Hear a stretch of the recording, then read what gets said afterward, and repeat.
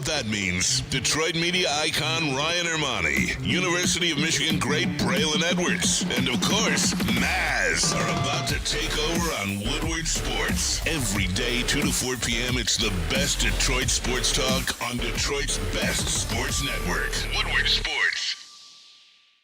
And that was with Maz. Neither Ermanni nor Maz here today, but my man Anson Wells filling in. That's why you see the Michigan State helmet. Got my boy Joel in the audio booth, and Pete Spy back always my right arm in the TD booth. Good to see you, gentlemen. This is how we're gonna start the show. You stole my chair? No, I fixed my chair. That's my chair. No, that's the big boy chair. One had the roller was broken for last week. I just fixed it. I didn't move it. I promise you. I think you stole my chair, Anson. Do you want it back? That's the 6'4", 230 chair. This is 5'7", 100 and what you weigh? 170. I wish, man. 170. You about $138 soaking I'll wet? maybe weigh 170 when I'm about 70. Okay. All right. Good afternoon, and thank you for tuning into the show. We'll be joined by Dr. Jeff Pierce in the 3:30 hour of the show, and also Lynn Henning, Detroit Tigers former. Just amazing stuff out of him. It's the trade deadline coming up. What are they gonna do? Lynn Henning will give us some beat on that. But before we get there, you ask why I'm dressed like this. I left a funeral, so I went to the funeral of a good friend of mine's father passed away, and it's sad. Rest in peace, and a lot of love to his family. They did an amazing job. But I think the reason why I brought it up, still thinking about it, is like, how are people gonna talk about you at your funeral? You know what I'm saying? I know, Joe, you got a long time before you get to thinking about funerals and things like that. But Pete, Anson, you're a little older. I hope so. Like, how are people gonna talk about you at your funeral? And the reason why I bring it up is I only met his father a couple of times. This is a guy I met in college, but known him since college, whatever. Only know his father a couple of times. But everybody that got up there talked about leadership. That was him. They talk about spirituality. They talk about mentoring. They talk about helping out. They talk about hard work. They talk about family man. Talk about just really passing on the legacy and making sure that the family members, whether they were younger or the same age, just knew what family was and that you have to protect it, man. And I'm listening to these individuals, or whether it was his niece, or whether it was his cousin, whether it was his son, whether it was the pastor, and whether it was his best friends, which he had a lot of. How will people talk about you when it's all said and done? Like, when you go on and you're no longer here and people have to talk about you, how will you be remembered? And I think that's something that I took from that funeral, because, like, look, I've done a lot of good things. I've done some bad things. And I think at this point in life, I'm trying to find the good and try to make sure that, all right, the resume starts having way more greens than reds in them, if you get what I'm saying, Nancy. Well, you have some statistics and some records that I'm talking about life, though. But that's, I'm saying those will be there forever. But I am very curious. What is the legacy that you want to be known for when you pass? Because I know what mine is. Talk about it. I hope that people felt that I positively impacted human beings and animals. And, for 20 years, I've thrown parties, and I've had, in my down times, I've had people that I hardly remembered crawl out of the woodwork 5 years later. Man, you made such a difference in my life. Every Wednesday I came out, even guys telling me that they were suicidal, and that remembering their names and including them in things, introducing them to other people, they would live for that week by week. And one guy actually messaged me pretty much this story, told me he met his wife at one of my events. And just that's what I want to be known for, is that people were able to escape when they were around me for the parties that I allow, or provided for them, but also that I treated people in a very fair and loving manner, and that their life was enriched by being around me and knowing me. So funny when you're younger, like the things you like, I want to be remembered by. I want to be remembered for having this record. I want to be remembered for doing that. Hey, Joe, I'm like, I want to be remembered for dating this individual. Right. I want people knew about that, or I had this party, or I drove this car. But the older you get, you really want to remember those things. I want people to say I was a good person. I want people to say that I was a great son. I was a great brother. I was a good father. And all those departments I can work on. So I can work on myself in all those departments. But just what do you remember it as when people get up to that? When they get up to that casket, because how you were in life, Joe, they get up to that casket, it's gonna come out. I've been at funerals where it wasn't necessarily so positive. Oh boy, I've been at those funerals too, where people looking at the casket like, you still owe me some cheese. But excited to have those guys. Last night was the ESPYs, which what like I don't know, maybe I'm not the only one that doesn't watch the ESPYs. I don't anymore per se. Like the ESPYs was a big thing. It was hot back in the day. I went to 4 ESPYs. I was going to ask you that. I went to 05. I guess I spoiled it, but I went to 05, the year I came out. I was up for an ESPY. In fact, thank you, Michigan State. Got me nominated for an ESPY. It did. It was called you tore us up, it was the best game. You tore us up. I lost to, I don't know who the hell I lost to, but I should have lost. But anyway, I went 05. I went again on 8. I went again in 10, and I think I went again in 12. But they used to be fun. They were the who's who. It was fun. You see the athletes, the players, the stars. And it was major. Now, I didn't even know it came on. Somebody had to let me know the ESPY. Did you watch the ESPYs, Anson? No. I know you watched the highlights, but did you watch the show itself? I haven't watched that show. I mean, I feel like I was watching that show when I was in college in the late 90s. It started you go back. I started, I guess me too then, yeah. Once we got into the 2000s, like the it just kind of lost its charm, you know? It's not the same. Like they start having people host the ESPYs and it was goofy. Yeah. Like John, don't get me wrong, I love John Cena. He just said that he was going to retire in 2025, great send-off, blah, blah, blah. Like, you start having him hosted and there's other LeBron hosted. Now, wait a second. Cena, I'm not mad at. That guy just secretly became one of the best actors out there. But then, though, this is what Cena was trying to figure out. Cena was still stiff, just like his suits. Oh, okay. Like Cena now, he's figured out. He's had a bunch of movies under his belt, like Ricky Snicky. We talked about that. Oh, so good. So, no, I like that for sure. I love Cena. But at that time, he's still box suit, trying to crack a joke like this. But, Joe, like, your era, did y'all even watch the ESPYs? I don't know anybody that watches the ESPYs. And I can't tell you anybody that watches them. I guarantee you, I just said is no. Was it a no? We didn't hear I you. was about to say, my mic is unmuted. I don't know. Oh, there we go. It's good now. Oh, you good? Yeah. I don't know anybody that watches the ESPYs for real. Yeah, it's just not something you watch. It was an award. I really wanted to win an ESPY. Like back in the day, it's like, cool, I want to win an ESPY, walk the carpet. Like it's a big deal. I think it's so much access. And I think you see in the game that you got nominated for. 11 catches, 189, and 3 touchdowns. Sheesh. But it was like how it unfolded though. It was David Pollock. It was Terrell Owens and Misty May and Kerry Walsh for the Under Armour Undeniable Performance Award going up against Mr. Braylon Edwards. I didn't have a chance in hell. You remember? Was it Terrell? No, Misty May and Kerry Walsh won. Yeah. Like, they won a beach volleyball gold medal at the Summer Games without losing one match. First of all, they didn't do that one time. They did that 3 times. And I don't have a problem losing to Misty May and Kerry Walsh because I had a crush on both of them. Yeah, right. Like everybody, an athletic. What is this like an athletic crush? Like you appreciate dominance. You appreciate dominance, whatever. But that was 05, man. Man, my ex was all state at Modern Day for lacrosse. Ooh, Modern Day, that's a hell of a school. And I'd watch her hit midfield Modern and just Day? walk past these other girls. That was hot. Now, what happened to her? Like, Modern Day is one of those ones. Like, even if you know nothing about sports, you know the name Modern Day out of California. In her freshman mixer dance, Matt Barkley came over and asked her to dance. She still talks about it to this day. Quarterback USC? Yes, sir. Okay. Yeah. Quarterback USC. But he went there too, I guess. Stanley Johnson as well. Yeah, he's not Bryce Young. Former Pistons, Bryce Young. There you go. See, look at Joel chiming in, dropping in. I mean, it's really the country day of California. Yeah, 100%. And they got a country day out there too, which is crazy. Mm-hmm. It's a big enough school. But here's some of the athletes that won last night. Notable ESPY winners last night include best male athlete. Do we also have potentially who was in the categories as well? We'll figure that out. Best male athlete, Patrick Mahomes. I'm pretty sure he contended against maybe Aaron Judge.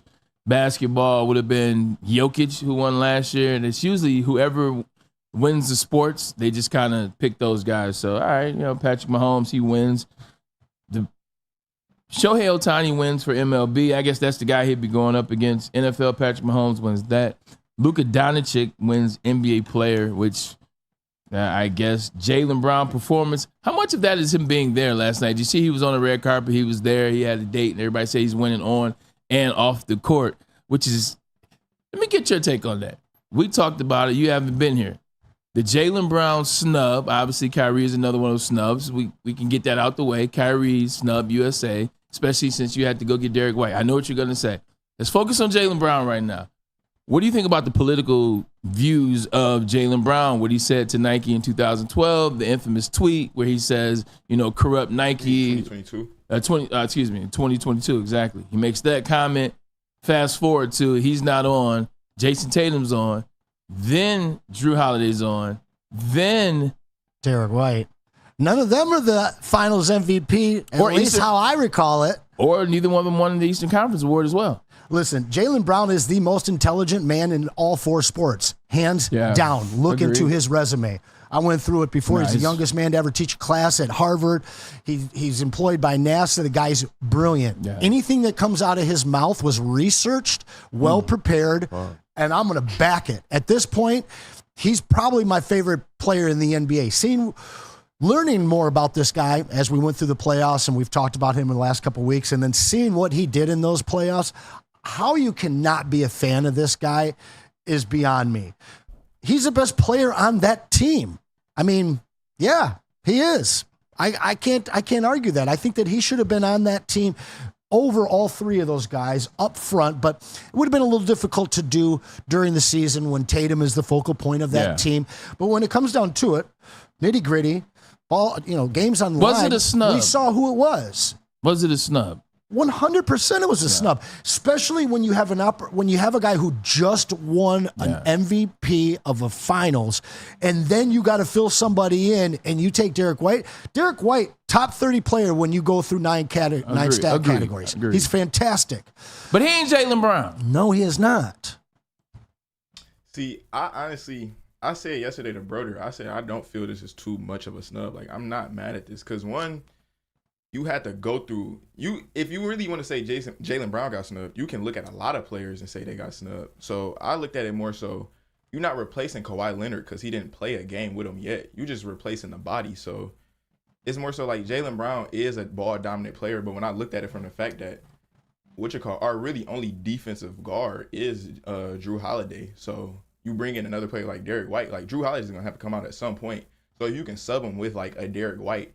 That's a better replacement because we already have a lot of scoring wings who can defend to like a Jason Tatum. We got Anthony Edwards. We got a whole bunch of wing players. So it really wouldn't have done us a lot of benefit to bring in another wing player. So I really didn't mind seeing another, 3-and-D guard come in that could like really back up Drew Holiday. I more so looked at it like that. What I love about the younger generation is like they make everything so analytical and they make everything so based on what's going on in their opinion. And I appreciate all of that. And all that is true.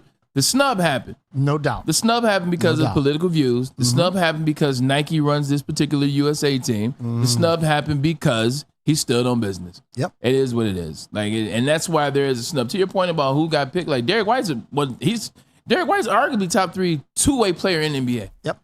He's top 3 two-way player in the NBA. I know this to be fact. That guy can play. Like we talked about him. You need threes, you need defense, you need to get to the bucket, you need to spell somebody, you need somebody to take over that's not named Tatum and Brown. He can do all those things.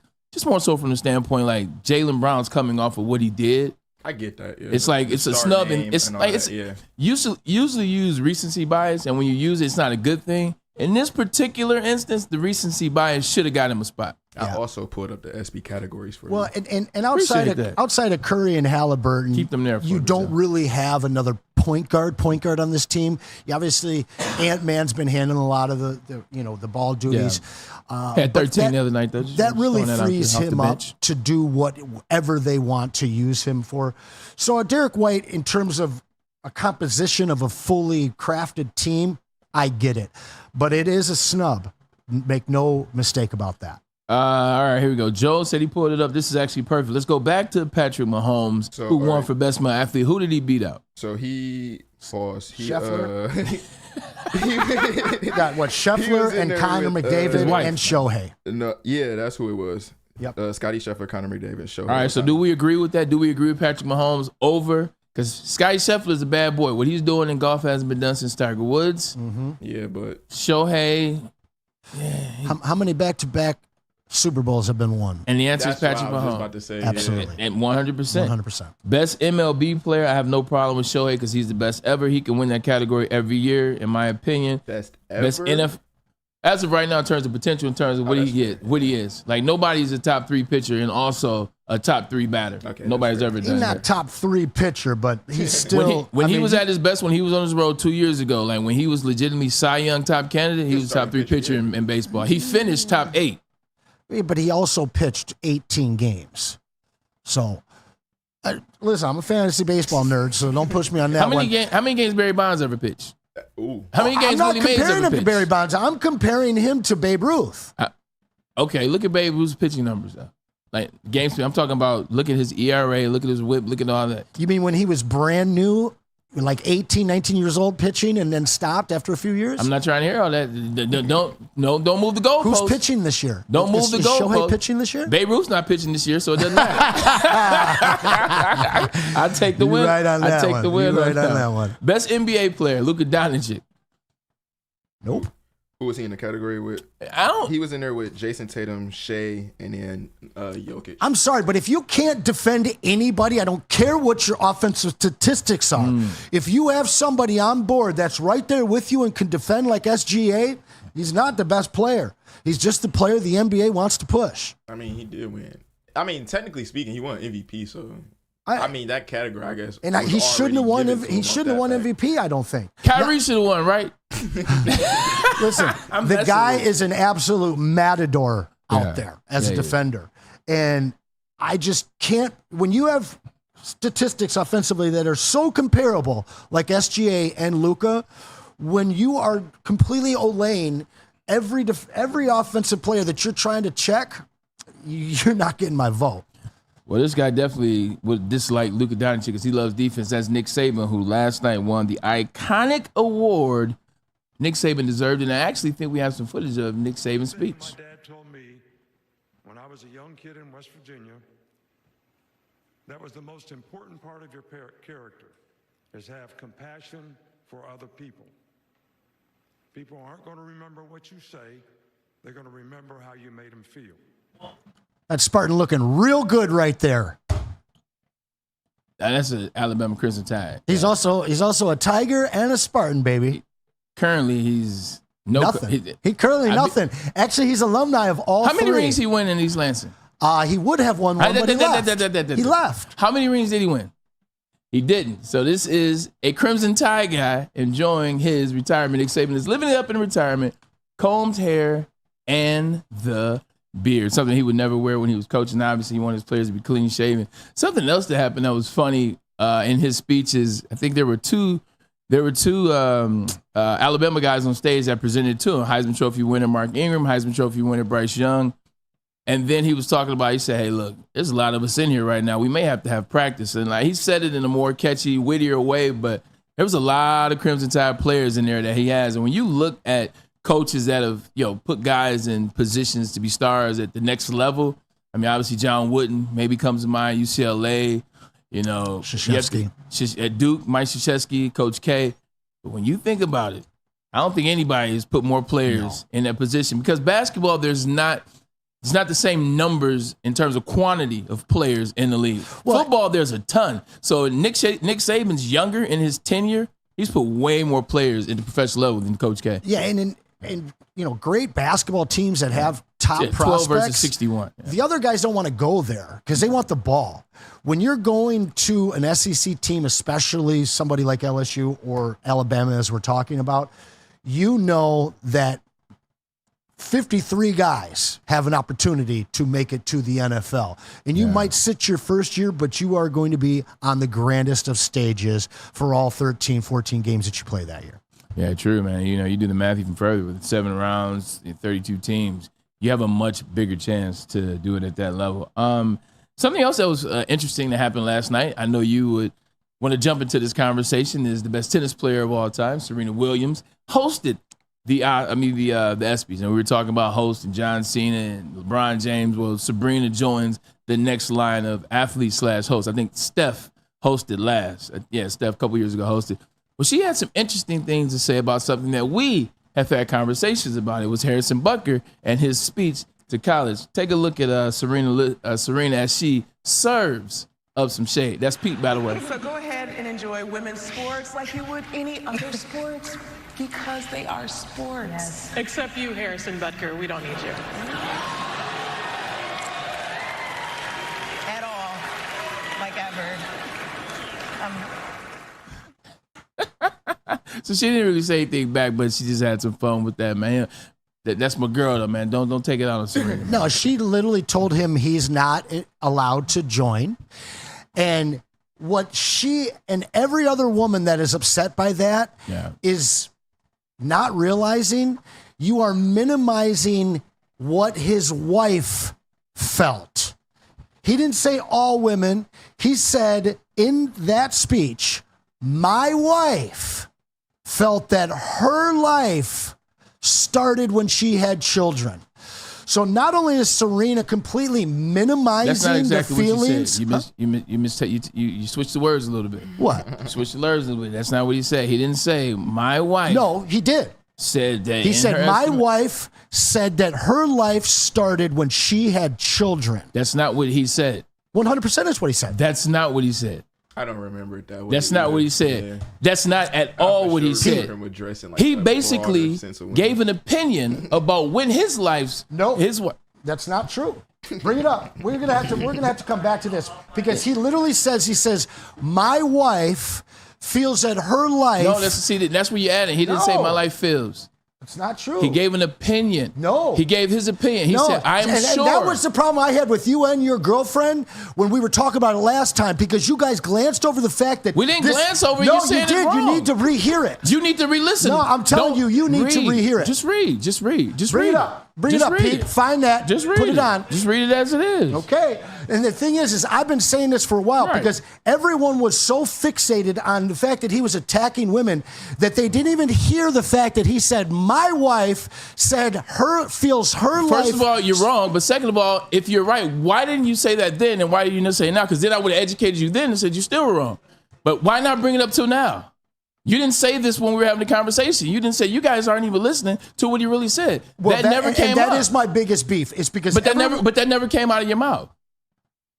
Well, I've had some time to think about it, Braylon. Okay.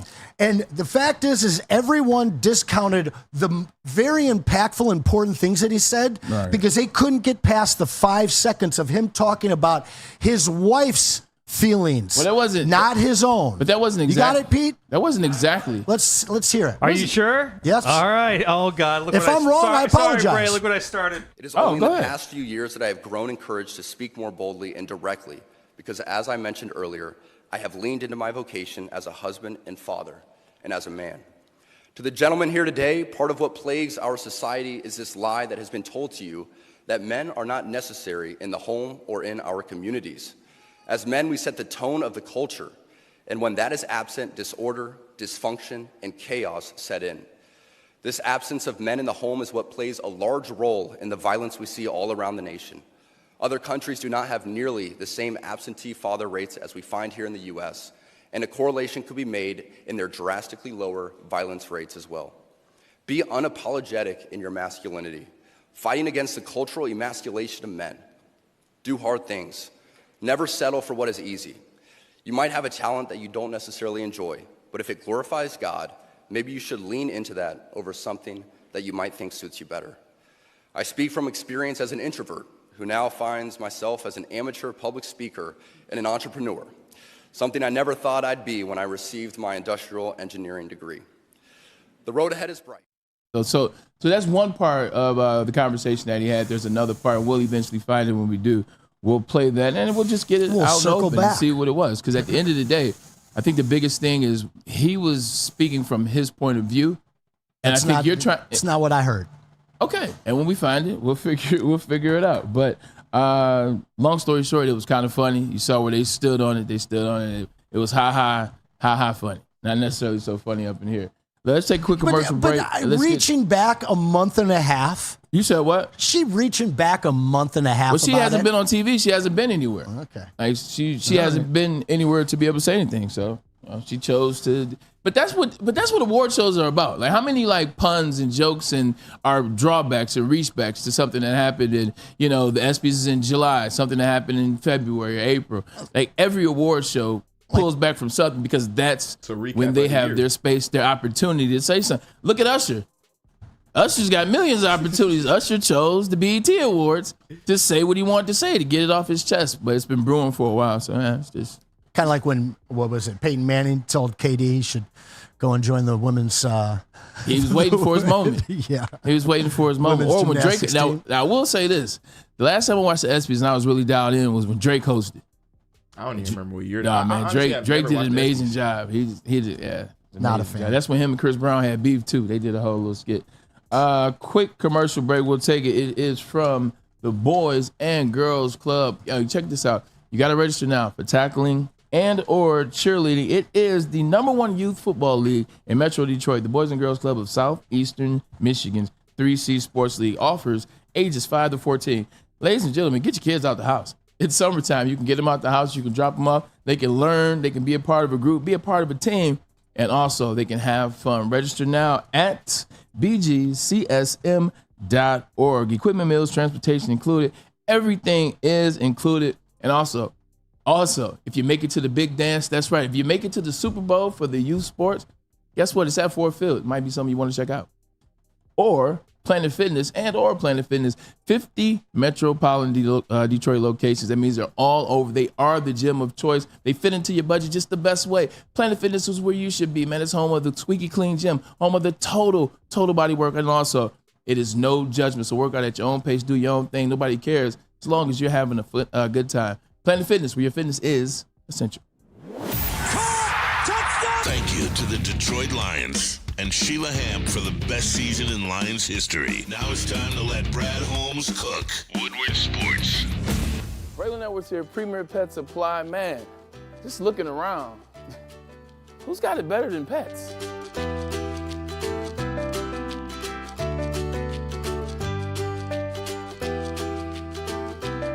Come on, a baby stroller for Coda?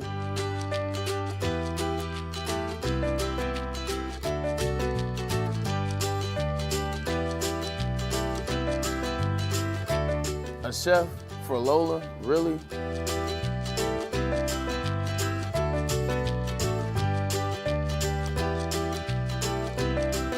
You don't have to tell me who the real boss here is. Who's got it better than pets? Nobody, especially here at Premier Pet Supply. For over 30 years and more than 13 locations, Premier Pet Supply has everything that your pet can dream of. And guess what? It's all under one roof. Premier Pet Supply, family owned, operated, and proud to call Metro Detroit home. Check out premierpetsupply.com or scan the QR code today. Who's got it better than pets? Nobody! A network for the city, by the city. Woodward Sports is Detroit Sports. Stop searching for a vehicle and start finding one. Les Stanford Chevrolet Cadillac makes it easy. We harness the power of multiple dealerships and own the biggest selection of GM brands in the area to get you the car you need. With the Les Stanford Group, you'll have access to 4 different dealerships, providing you with more makes, more models, and more choices. We're connected to more than 1,000 vehicles. And with so many high-quality CPO vehicles available, you'll find new car quality at pre-owned prices. You can start and end your search at lesstanford.com today. The most talked about Detroit media by other Detroit media, and we love it. It's the Woodward Sports Network. Any Lady Jane's haircuts for men and claim your throne for a king's treatment from one of our talented stylists. Open 7 days a week. Walk in anytime. Just get to a Lady Jane's today and receive a precision haircut, scalp massage, hot lather neck shave, and a hot towel treatment. A haircut should not be a chore. It should be an experience. And that's exactly what Lady Jane's has to offer. Open 7 days a week. Walk-ins are always welcome. There's always a location near you. Lady Jane's haircuts for men. It's wicked awesome. You smell that? That's Brad Holmes cooking. And the off-season smells good. Woodward Sports. Dreaming of a new home but feeling the financial pinch? Mark White and Associates, your trusted real estate experts, are here to help. Mark White and his team will pay up to $5,000 if your closing costs. That's right, I said $5,000. Call Mark White and Associates today at 248-290-8242 or visit them at markwhitesells.com. Again, call Mark White today at 248-290-8242 and make your dreams come true. Over to Anson. And you guys know what awesome is. It's when a guy can be a guy and get an absolutely amazing haircut. And that's Lady Jane's Haircuts for Men. Stop in, sit back and relax, and let one of Lady Jane's talented stylists make you look and feel great. Walk in anytime, 7 days a week. You can even come on down to Birmingham to the location here and watch us do the show. Lady Jane's, it is absolutely wicked awesome. Absolutely. Wicked awesome, man. We appreciate you joining us on a beautiful Friday. Lynn Henning in the 3 o'clock hour, as well as Dr. Jeff Pierce at 3:30, tuning in. And from New York, to find out what he has going on. He's always traveling some doggone where. Amon-Ra St. Brown. He's the name right now. Amon-Ra St. Brown, Detroit Lions, got paid this year, got his extension, and rightfully so. The work that he's put in on the football field has been tremendous. And you even heard Ryan Ermanni say yesterday that he believes that he will be the next gold jacket for the Detroit Lions. With that being said, receivers dropped 2 days ago, so that's out. If you haven't had a chance, go check it out. I watched the first episode this morning before I went to the funeral, and it wasn't bad. It just makes me miss the game a little bit because they show you the behind-the-scenes things that you miss. Like a lot of times people ask you, you missed the game. That's hashes. That's what people think about. They think about Monday Night Football. They think about Sunday Night Football, meetings, summer school. I mean, not summer school, mini camps, which is summer camp. But you miss the families. You miss the bonding after games. You miss when you lose together, 50 other guys know what you felt when in that moment you losing. So it's been good from that standpoint. But with that being said, he's also still popular because he has his own podcast with Ecominius, and he had some things to say on what the Lions are, what the Lions' thoughts are. Pete Spivak. We got better. You guys didn't. How'd you guys get better? We revamped the secondary. You guys lost receiver. We lost one. Second lead receiver. Right. Yeah. But we revamped the secondary. It's not gonna help much. Got a D lineman. That's a dog. DJ Reader. Like, it's over. Is everyone a dog on your team? Like, you'll see. Is everyone a dog? Yeah, we won the best roster in the NFL, actually. Oh, okay. That didn't help you in the NFC Championship, did it? No, it didn't. Damn. But yeah, 3 prime. You know what's crazy? There's only one winner after every season. You know that? Yeah, everyone knows that. Okay, so like you're acting like you. 2 + 2 is 4. You act like you won a Super Bowl. That. You didn't win a Super Bowl. Okay, only one team won the Super Bowl. Exactly, and it wasn't you guys. And we're chasing it. I know. Like we're actually. Everyone's chasing it. You're chasing it just like us. No, we're actually chasing it. No, you're you chasing guys, like everyone else chasing it. Listen, Every you year, guys get a team, every year is a new season. Like that's something I want to say. Everyone gets in the team meeting room. Like coach is like, "What do you want to do?" No one in your fucking room thinks that you're gonna win a Super Bowl. Like that's cap. Honestly, no, we do. No, you don't. Yeah, us like we know we can do it. Roller Ryan Ermanni and Say Fox 2. We apologize about that. A little bit of swearing going on there. That is on Ecominius as well as Amon-Ra St. Brown's podcast. It's funny. I'm listening to that conversation. Like it's. I feel like salty big brother. You know what I was about. It's salty big brother, man. Like Michigan State though. Like, that's what it sounds like in a sense. Yeah. No, but this is a guy who was a better college player at Notre Dame and Equanimous. Yeah. And Amon-Ra kind of came into the league underneath the radar, and Equanimous. He came into the worst position possible. Got drafted to the Detroit Lions. Yeah, and Equanimous was a bust at the NFL level. I mean, he's on his, 4th team at this point. And I think that Amon-Ra probably slipped in the process because Equanimous didn't pop at the NFL level. All that is fun, salty older brother who didn't accomplish as much as his little brother. No, you're not lying at all. It's a little bit of hate, and it's fun. And at the end of the day, hate. If you get hated on, I want more. Because the more hate, I know I'm doing something right. That's right. I know I'm doing something right. Beyonce gets more hate every day than everybody else in the world because she's doing more and getting more love. You in the Beehive? No, I am not. Okay, it's okay. I don't even know what that is. I give you a hug, man. Is that like her big hair or is that her army? That's the army. That's the army. I got you. My girl's in the Beehive. So it's like Swifties. Yeah, it's same. Hive was the first. Beehive, huh? Yeah. I like that. Beehive, I like that. But what I got out of that clip too is the fact that Amon-Ra said we really chasing it, like. Because it's like, yes, every team goes into the season. The Raiders aren't. Like, yeah, that's what I was going to say. Every team goes into the season thinking like, they I'm going to win the Super Bowl. Yeah. But most teams know probably after like week 2, like, oh, this over. It's over. Funny story about that. One, you're absolutely correct. Amon-Ra, he let it be known. He said no.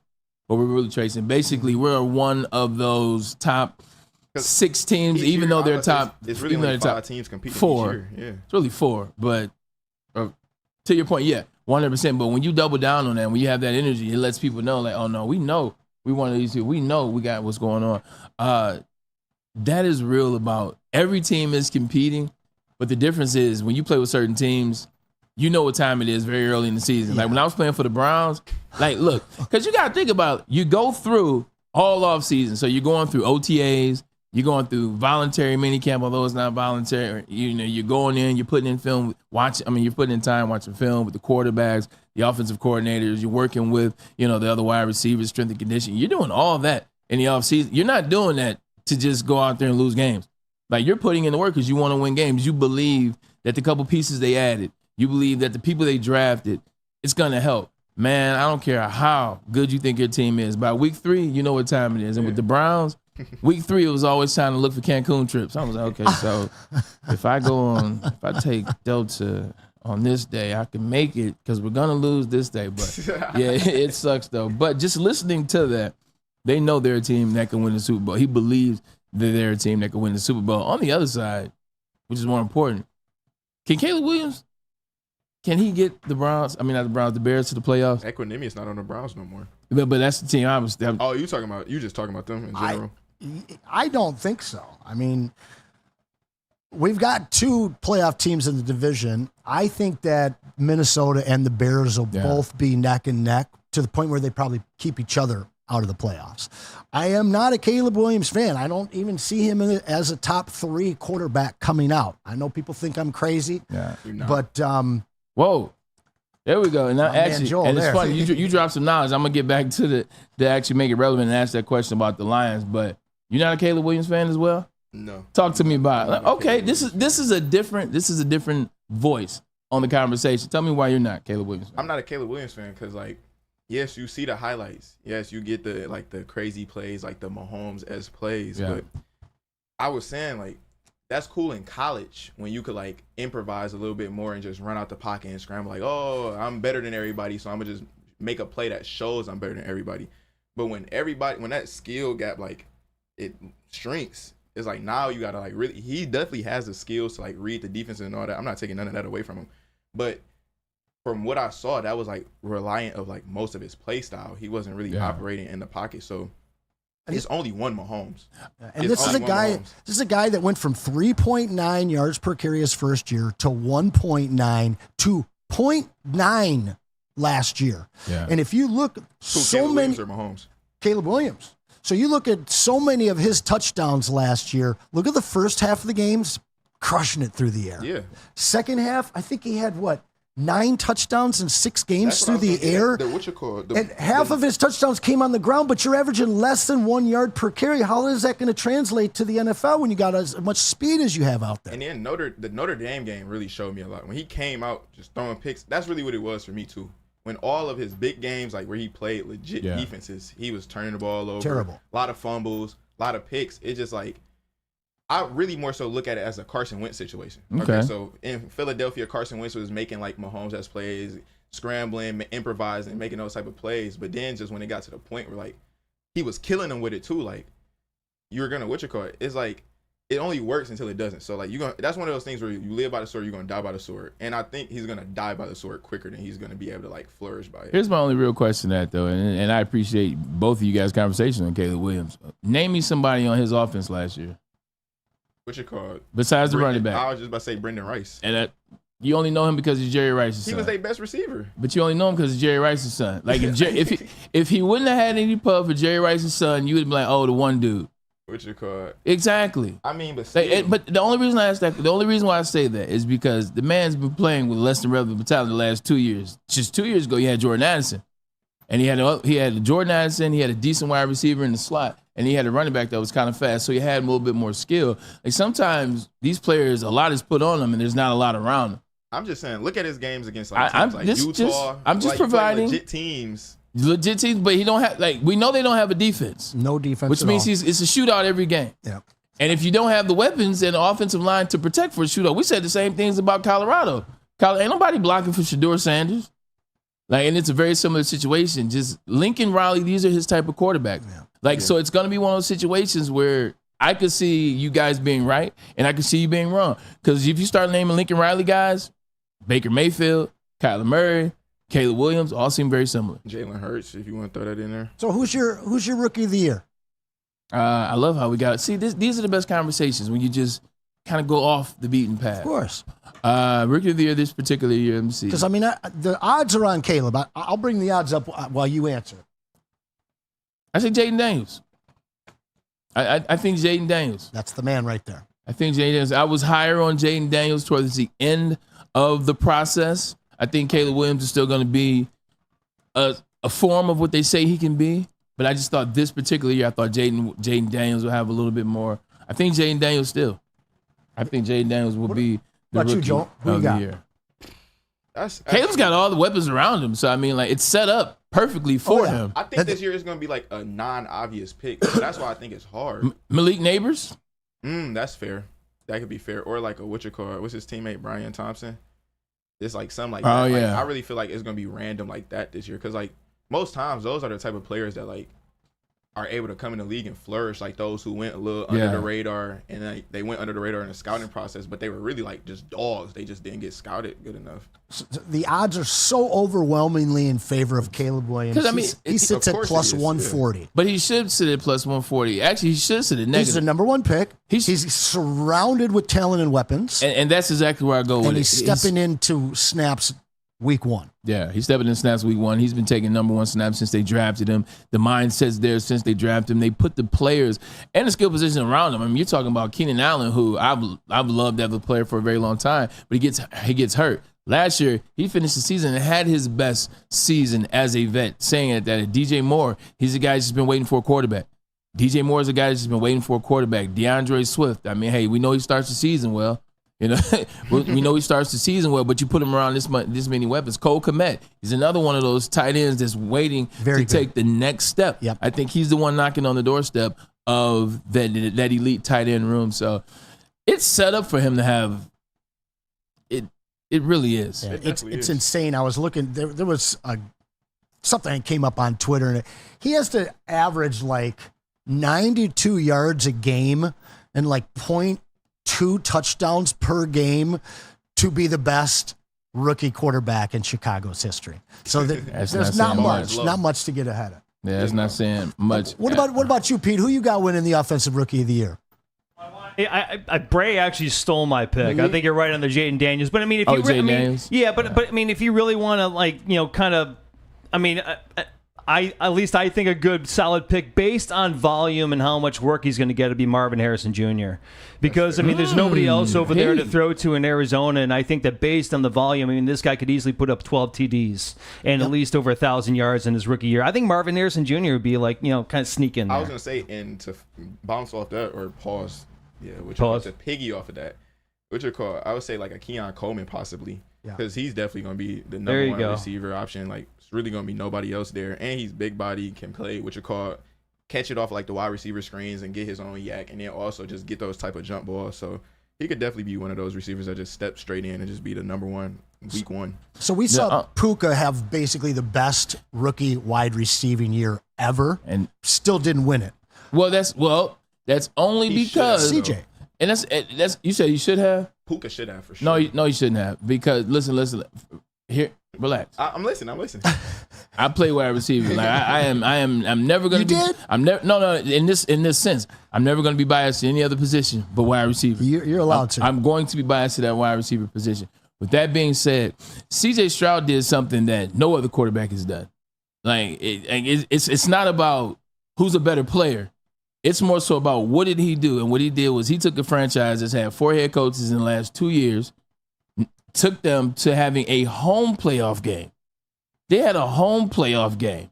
And yeah, you can say the Cleveland Browns and Joe Flacco, but I don't care. It's the NFL. They got a home playoff game in his rookie year under a rookie head coach it's too many intangibles. And then he leads the league in passing yards per game. Yeah. Then he leads the league in touchdown to interception ratio. He was the number 5 overall quarterback in fantasy. No, definitely. You know, but I just more so. Go ahead. Answer. No, please, Joel. I was gonna say I more so look at it from the fact of he's the number 2 overall pick though. That's why I looked at it like that. I'm like, Puka came in as 5th overall at that pick. 5th round. Yeah, 5th round. That's what I meant to say. Yeah, around that pick, you more so not even knowing if you're gonna make the team. So it's like. He had to fight through that, real. And then comes on and then beats his team's number 1 receiver and then breaks the rookie receiving record, almost getting like 2,000 yards. That's why I'm like, that was just too crazy. So you're absolutely right. How many number 1 quarterbacks ain't on a roster after 3-4 years? Like, just look at the class of 2020. Look at that particular quarterback class. There's so many expectations on a first top 3 pick quarterback, especially 2 and 3. More obviously, the more you go up, the more pressure it is. and no one ever lives up to the hype. Like Peyton Manning didn't live up to that. Don't get me wrong. Oh, he was a bust for a year. Don't get remember? me wrong. Because what do he have? He had 20 and 20. They labeled him a He bust. had 24 touchdowns, 24 picks. Mm-hmm. So it wasn't a bust. But it was just, but they were labeling him that. He's gonna have to figure it out. He had a lot of interceptions. But to your point, none of these guys can figure it out. Hell, they said C.J. Stroud shouldn't have got drafted there. They said, oh, remember he skipped out on the Peyton Manning camp and this, that, and the third. And not only does he go to that place and ball, he goes in as it could have been a good co-year. Well, you guys. That's what I was about to say. Yeah. It was just the worst year possible for Puka to do that. Yeah. But you guys both have great points. Yeah, and he does. Like Puka Nacua, like I'm looking at him as a rookie. I'm like, wow. I remember my rookie year and what it was like to be, even afford them to throw us the ball. Yeah. That's why they draft you third overall, but then treat you like you can't play. Mm-hmm. Like so, I remember what it was to be in that space. So to see a guy go 1,400 and 12 touchdowns, and then be the prime target when he's on the team with Cooper Kupp. Puka Nacua was the number one target when they played against the Lions before Field. That's right. It wasn't Cooper Kupp who was coming off hamstring issues. So you 1,000% correct. Like to have that trust of Sean McVay, damn, I wish I played in this era. Well, and again, you guys both have great arguments to post up either guy. Both guys made a great case to win it on their own. So that being said, you got a Marvin Harrison. He's sitting at plus 750. Malik Neighbors plus 1,800. Drop down a little bit more to your boy Keon Coleman at 2,600. But when I look at Caleb Williams, this is a guy that has an opportunity to take the Bears to the playoffs. If he does, I don't care what Marvin Harrison does, they're giving him that trophy. Then you go to Jalen Daniels. If he gets the Commanders into that 7th seed, if Bo Nix surprises in the AFC and they end up with a playoff berth, I don't care what any one of these fantastic wide receivers does. It doesn't matter. If one of those three guys takes their team to the playoffs, they are on top. I agree. Oh, you're 100%. It's the same thing with trying to win an MVP from the wide receiver spot. Like Calvin Johnson, like for much what do I got to do? For much as he did that year, and you know the year that I'm talking about, the year we're flirting with 2,000, for much as he did that year, you still knew if he doesn't crack 2,000, he's not going to win it. And if he cracks 2,000, he still might not win. You better get in the playoffs. Because shoot, if he get in 2,000, it's like, all right, well, what did such and such and such and such do? So. Braylon, real quick to your point, because you like so much the Atlanta Falcons and Mike Penix Jr. Yep. There's your underdog. You say Mike Penix Jr. is going to be starting. There, based on Anson's argument. Working today. Based on Anson's fight and his argument, there's your underdog for winning the rookie MVP is Michael Penix Jr. I just don't think he plays all 17 games. But Braylon thinks he starts. If he starts from the beginning, he's right in that conversation. And good call, Pete. I might have to put some money on that. And you know how low he's sitting too? I might have to put some money on that. Penix isn't even on this list, gentlemen. Bray, we're gonna party, dude. Hey, we're gonna party. We're gonna party. They're gonna be pissed. I'm gonna put $10 on it. I'm gonna sprinkle on it. I'm put $10 on it. It's gonna end up winning 10,000. Yeah, that's crazy. That is absolutely 5,000 plus 5,000. 500 to 1. That's a bet right there. There, 500 to 1. $10 get you a nice 500. Nice night on the town. Not bad. I got 10 on it. I got 5 on it. You know what they were talking about back then, though? They were talking about on that gas. I ain't talking right here. There's a little twin. Can't say that word out loud. All right, now. I stopped it where I stopped it. Great movie. Let me take it all. Fantastic movie. You did. Let me Can take it all the way they please back. give us Last Friday? They are. It's already in the works. No, stop. I've heard it's in the works for 15 years. It's really happening? No. I've never heard it from Ice Cube. Chris Tucker? Is he swearing? I've never heard from Ice Cube until this year that it was in the works. It was always other people. It was always even people that was part of Cube Vision. And it was always that. It was never Cube. This is the first time that I've seen Cube tweet out or X that says we are in production for Final Friday. It's already in production. Friday, right? Yeah, so this is the first time that I've actually been like, all right. Is he going to do it with Mike Epps or Chris? Right now, they both should be in it. Right now, they agree. They should work in a way. They agree. They haven't put it in to any type of cast. Not no Lex yet. Haven't said that. You know, yet. Chris Tucker was born again, and that's why he stopped swearing in all those movies. 100%, because he stopped doing those movies because he didn't swear anymore like that. So he's like, I don't want to represent something that's not me. They got to bring him back, and he's got to drop some cuss words. Come on, Chris. He can drop a couple. Come on, more. we've been waiting since the '90s. 90s. Just a reinvented person in the movie. You got if you're gonna bring him back in this space and you know why he left, then he has to come back as a pastor. That's what I was about to say. Oh, 100%. So May style. Yeah, reinvent himself. And his reinvention has to be a pastor. That's fair. But because smoking is legal in certain cities, he can smoke. See, because smoking is legal. Yeah. It's recreational. Yeah, So he can be a legal. pastor, but he passed the gas. Passed the gas. What was the first pastor's name in there? Oh, I was messing with the neighbor. Mr. It's Bernie Mac.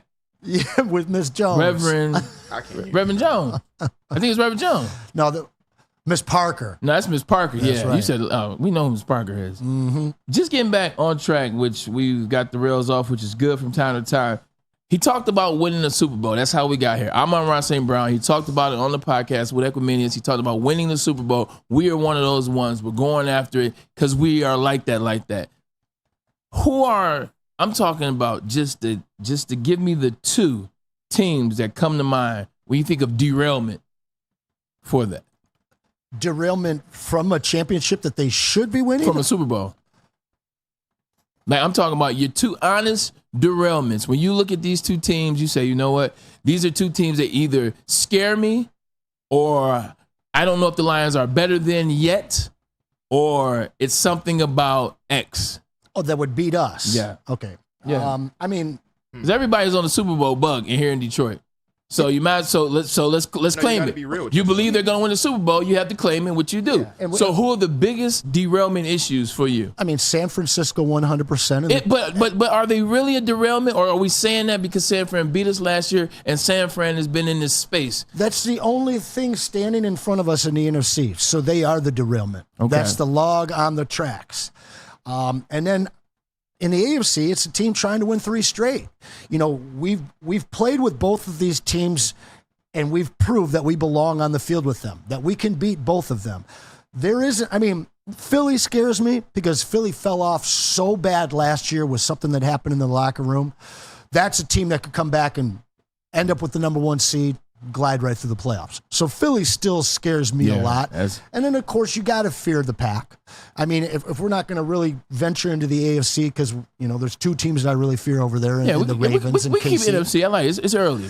The NFC, though, the pack scare the hell out of me because they've owned us my entire life. Yeah. You know, and then Philly is just so dynamic. But ultimately, I mean, everyone in Detroit's just focused on San Francisco right now. All right, so you got 3. Joe, go ahead and name yours. Okay, so I was gonna say my 2 teams was the last 2 he just listed, which was Packers and Eagles. Eagles, yeah.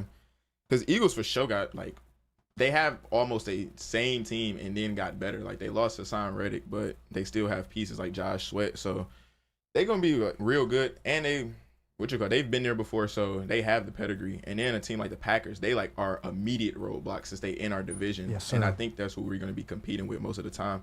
Because I've said many times, I don't think this is going to be a smooth selling season.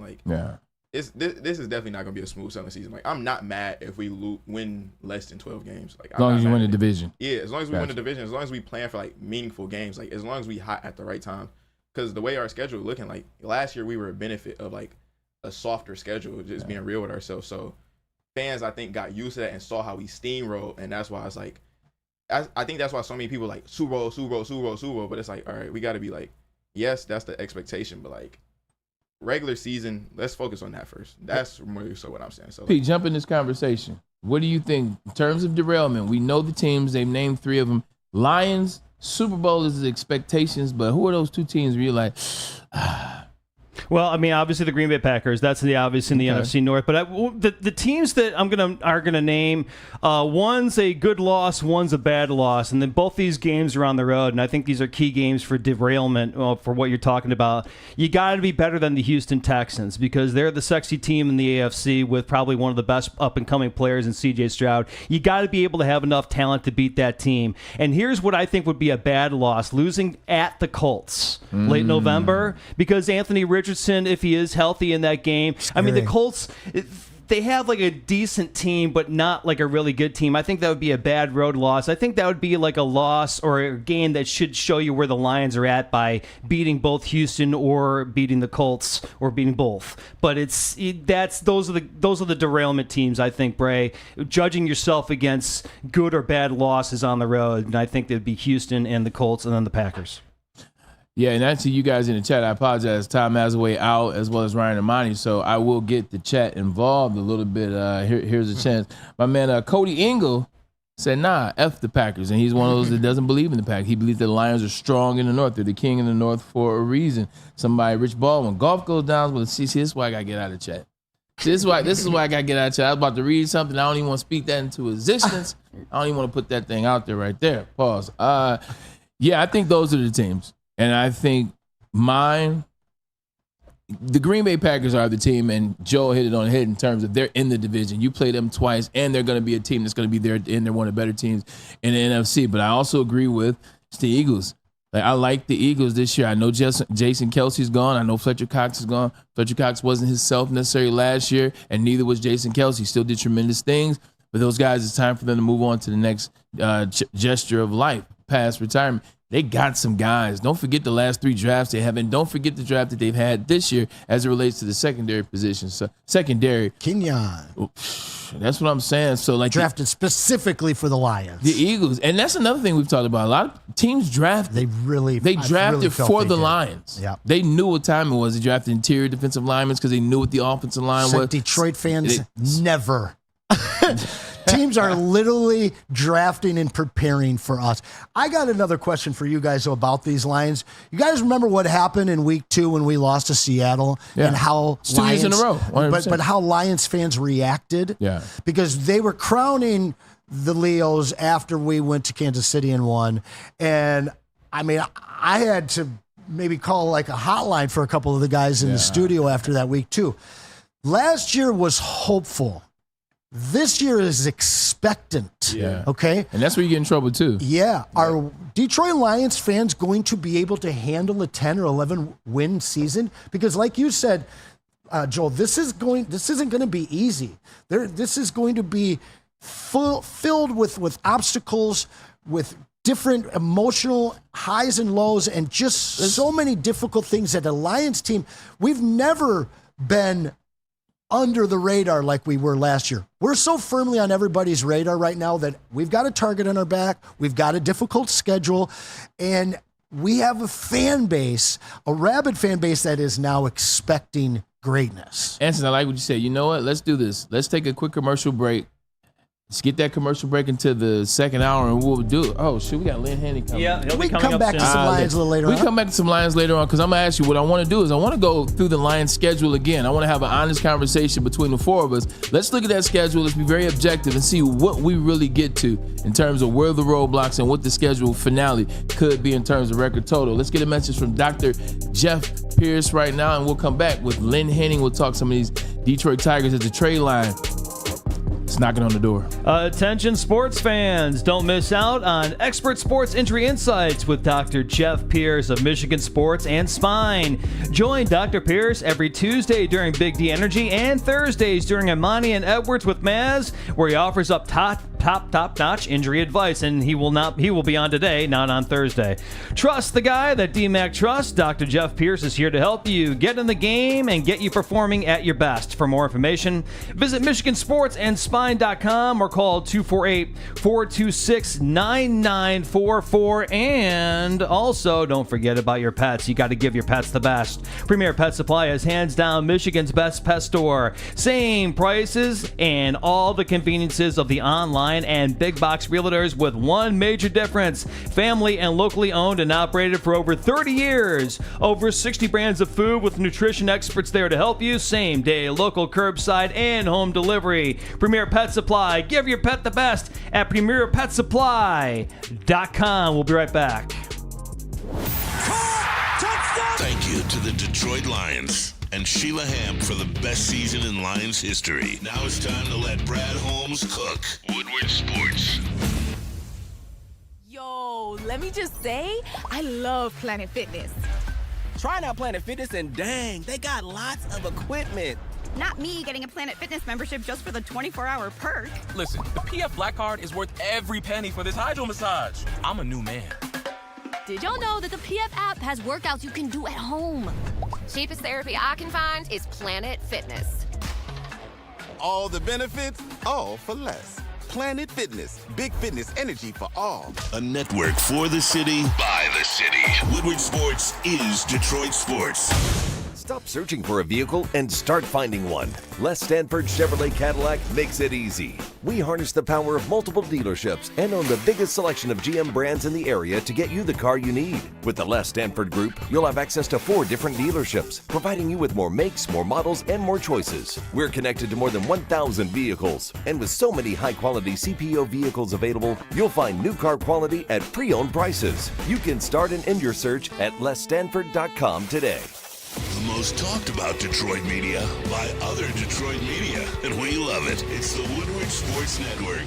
Any Lady Jane's haircuts for men and claim your throne for a king's treatment from one of our talented stylists. Open 7 days a week. Walk in anytime. Just get to a Lady Jane's today and receive a precision haircut, scalp massage, hot lather neck shave, and a hot towel treatment. A haircut should not be a chore. It should be an experience. And that's exactly what Lady Jane's has to offer. Open 7 days a week. Walk-ins are always welcome. There's always a location near you. Lady Jane's haircuts for men, it's wicked awesome.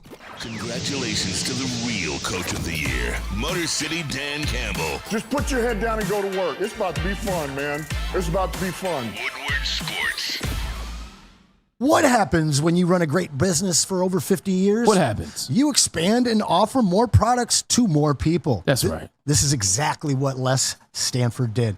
By adding Les Stanford Buick GMC, the same great service that customers have come to know and trust for years, on Woodward Avenue, just south of 9 Mile. Check out Les Stanford in Dearborn today at lesstanford.com. Les Stanford Chevrolet. Together, let's drive. It's nothing like when a sponsored corporation, they get it right in terms of their motto, in terms of their wording, in terms of their read. Like when you read that, you feel it. Mm-hmm. You're like, hey, you know, what happens when you expand? Like it's real. It makes you want to go to Les Stanford. I'm not BSing. So pay attention to that read. Great read by you there, Anson Wells. Let's not waste time. We got a long time Detroit news columnist and author, friend of the show, Tom Maz's boy, who's not here today. So don't worry, Lynn. You're still in good hands with Braylon. Lynn Henning, how you doing? Hi, Braylon, and hi, Anson. And yeah, we'll excuse Maz. It's a Friday afternoon after all, and I know rank has its privileges. It does, and Maz has been with us in this community for a very long time here in Detroit. So he's one of my faves. I love him to death. So whatever he needs to do, he can take care of.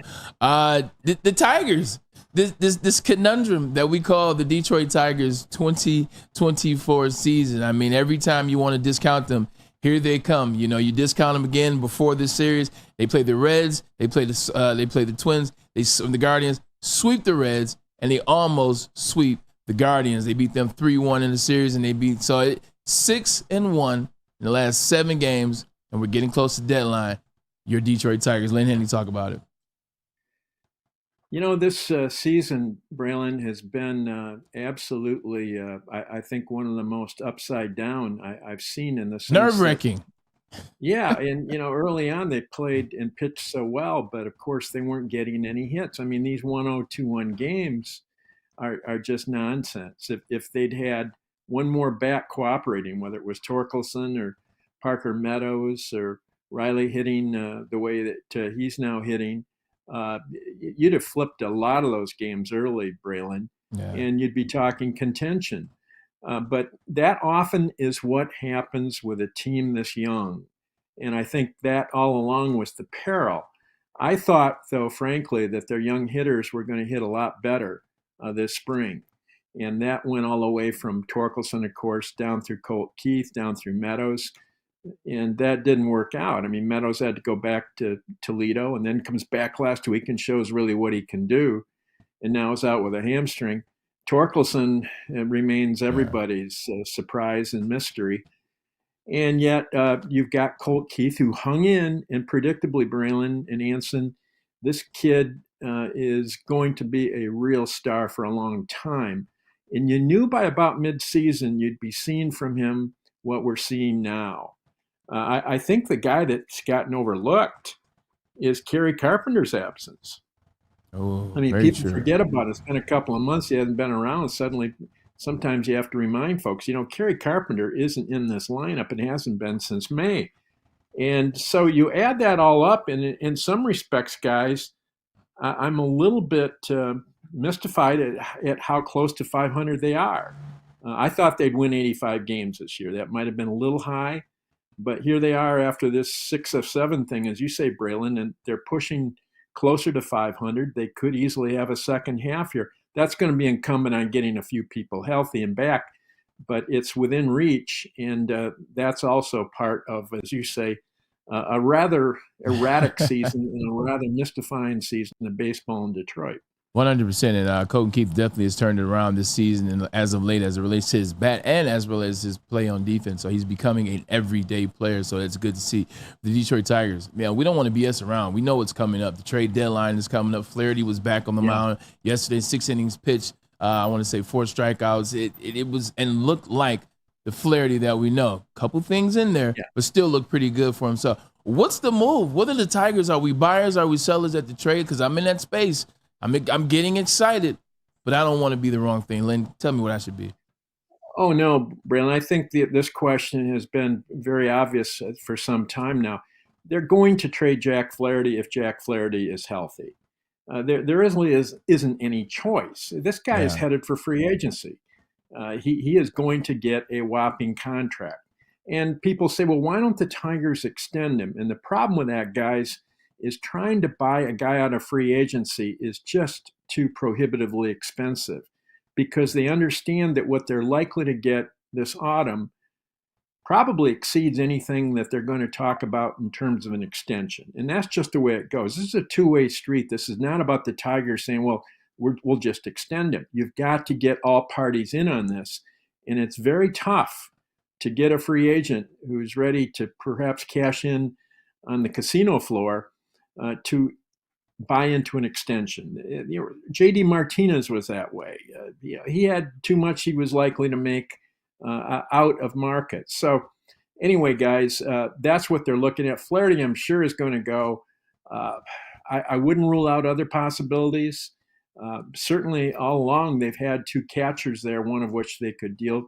The strange part to this strange season, Braylon, as you were citing, is so many catchers are hitting, backup catchers are hitting great this season. So Carson Kelly is kind of lost.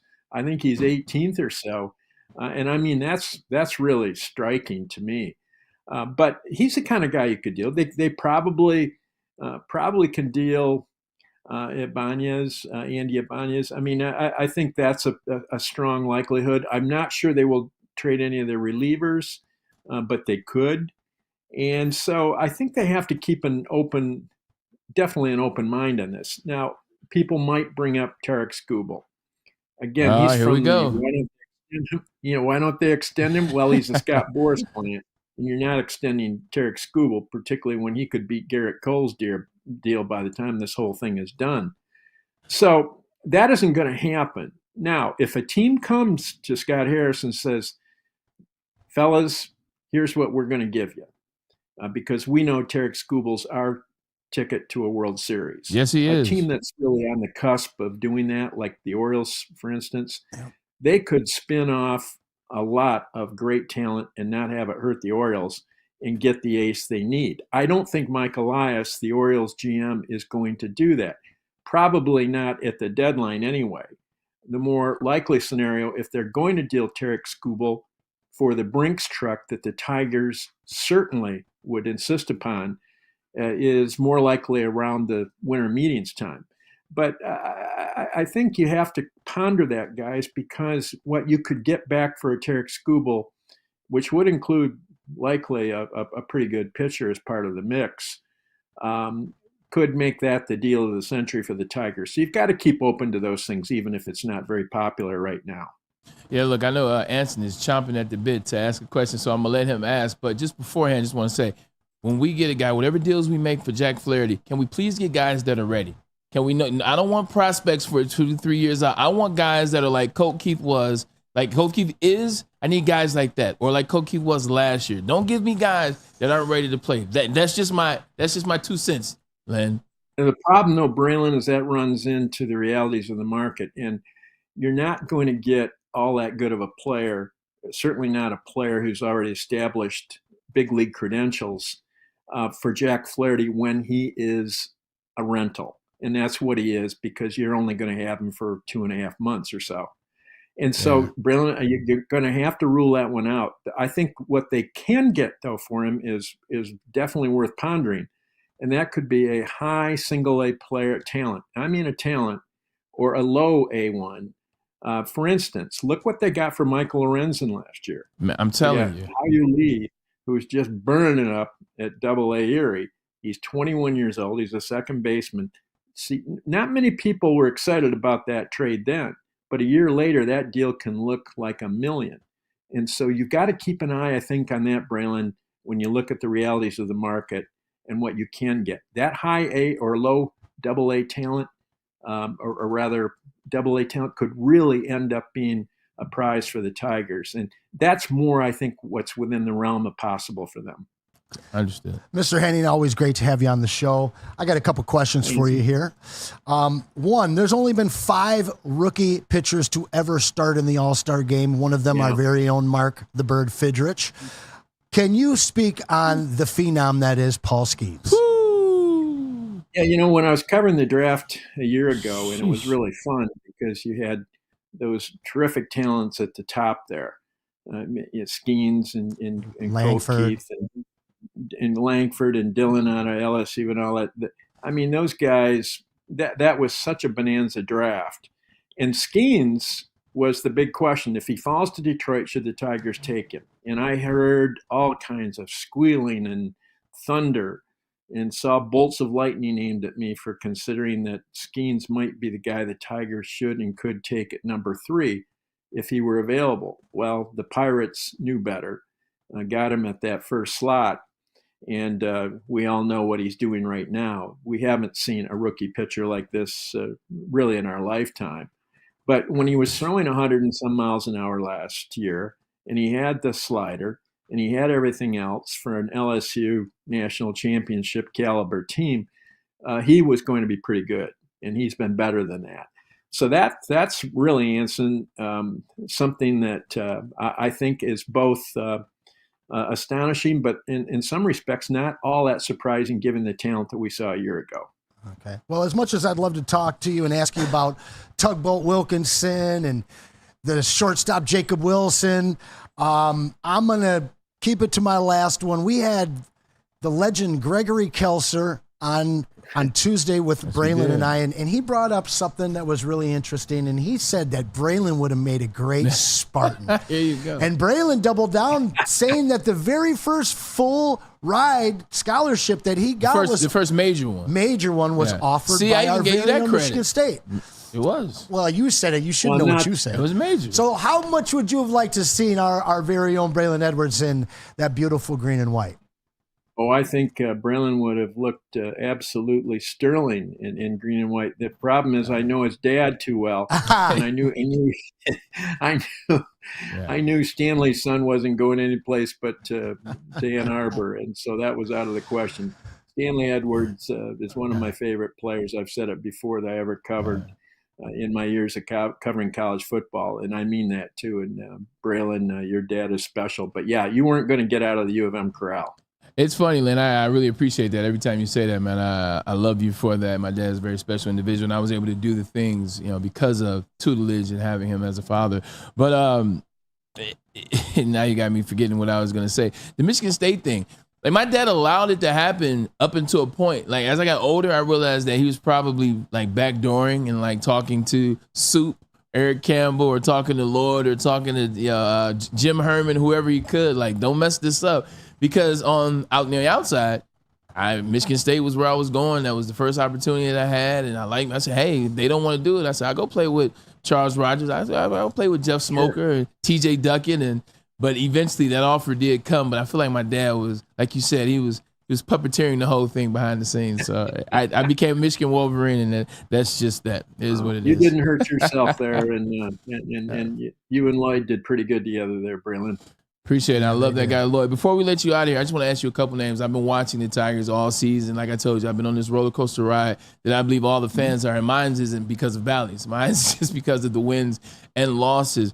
Wenzel Perez, Matt Vierling, and I want to say Malloy. Those are three players that play for the Tigers right now that I want to ask you about. Wenzel Perez is a guy that he looks like he could be something for this Tigers team for a couple years to come, not just the next two.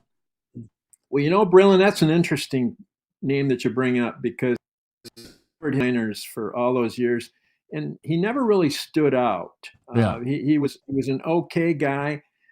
He was a second baseman, and then he had that psychological glitch where he couldn't really throw accurately to second base, and they moved him to the outfield. Well, this is what I find, though, to be so revealing about how things can change in 1 year. I went to spring training in March, and I'm talking to some of my contacts from the backfields, and one of them I really, really respect said, boy, the guy who's really showing, and I mean showing some impressive and dazzling skills is Wenzel Perez. And I thought, wow. But he said, no, the athleticism is transferred to the outfield brilliantly, and he's really popping the ball. And I just filed it away. I didn't expect that it was going to lead to any kind of call-up soon. And sure enough, it did. And he came up and he started hitting, and usually those guys flame out. He hasn't. I mean, he's had a couple of cool streaks like they all have, but he has played with amazing consistency, and he has been the biggest surprise of any of the kids so far. Colt Keith was expected to round into the shape. Malloy is beginning to find it. Okay. And with his power, he could be a lot of help in that batting order as well, particularly as they wait to get, they wait to get Carpenter back and hopefully Torkelson back. I'm not sure that's going to happen. That's another discussion subject for us. But certainly Parker Meadows, after another one of these miserable hamstring things, begins to diminish. But Malloy is an interesting guy for sure.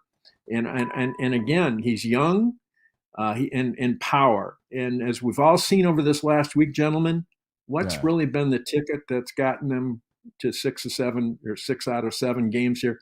It's been the long ball. They've been getting out of the park.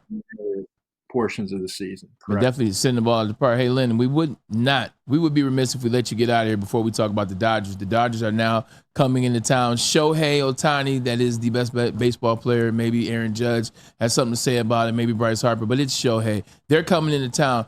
It's not about who you play. It's about when you play them.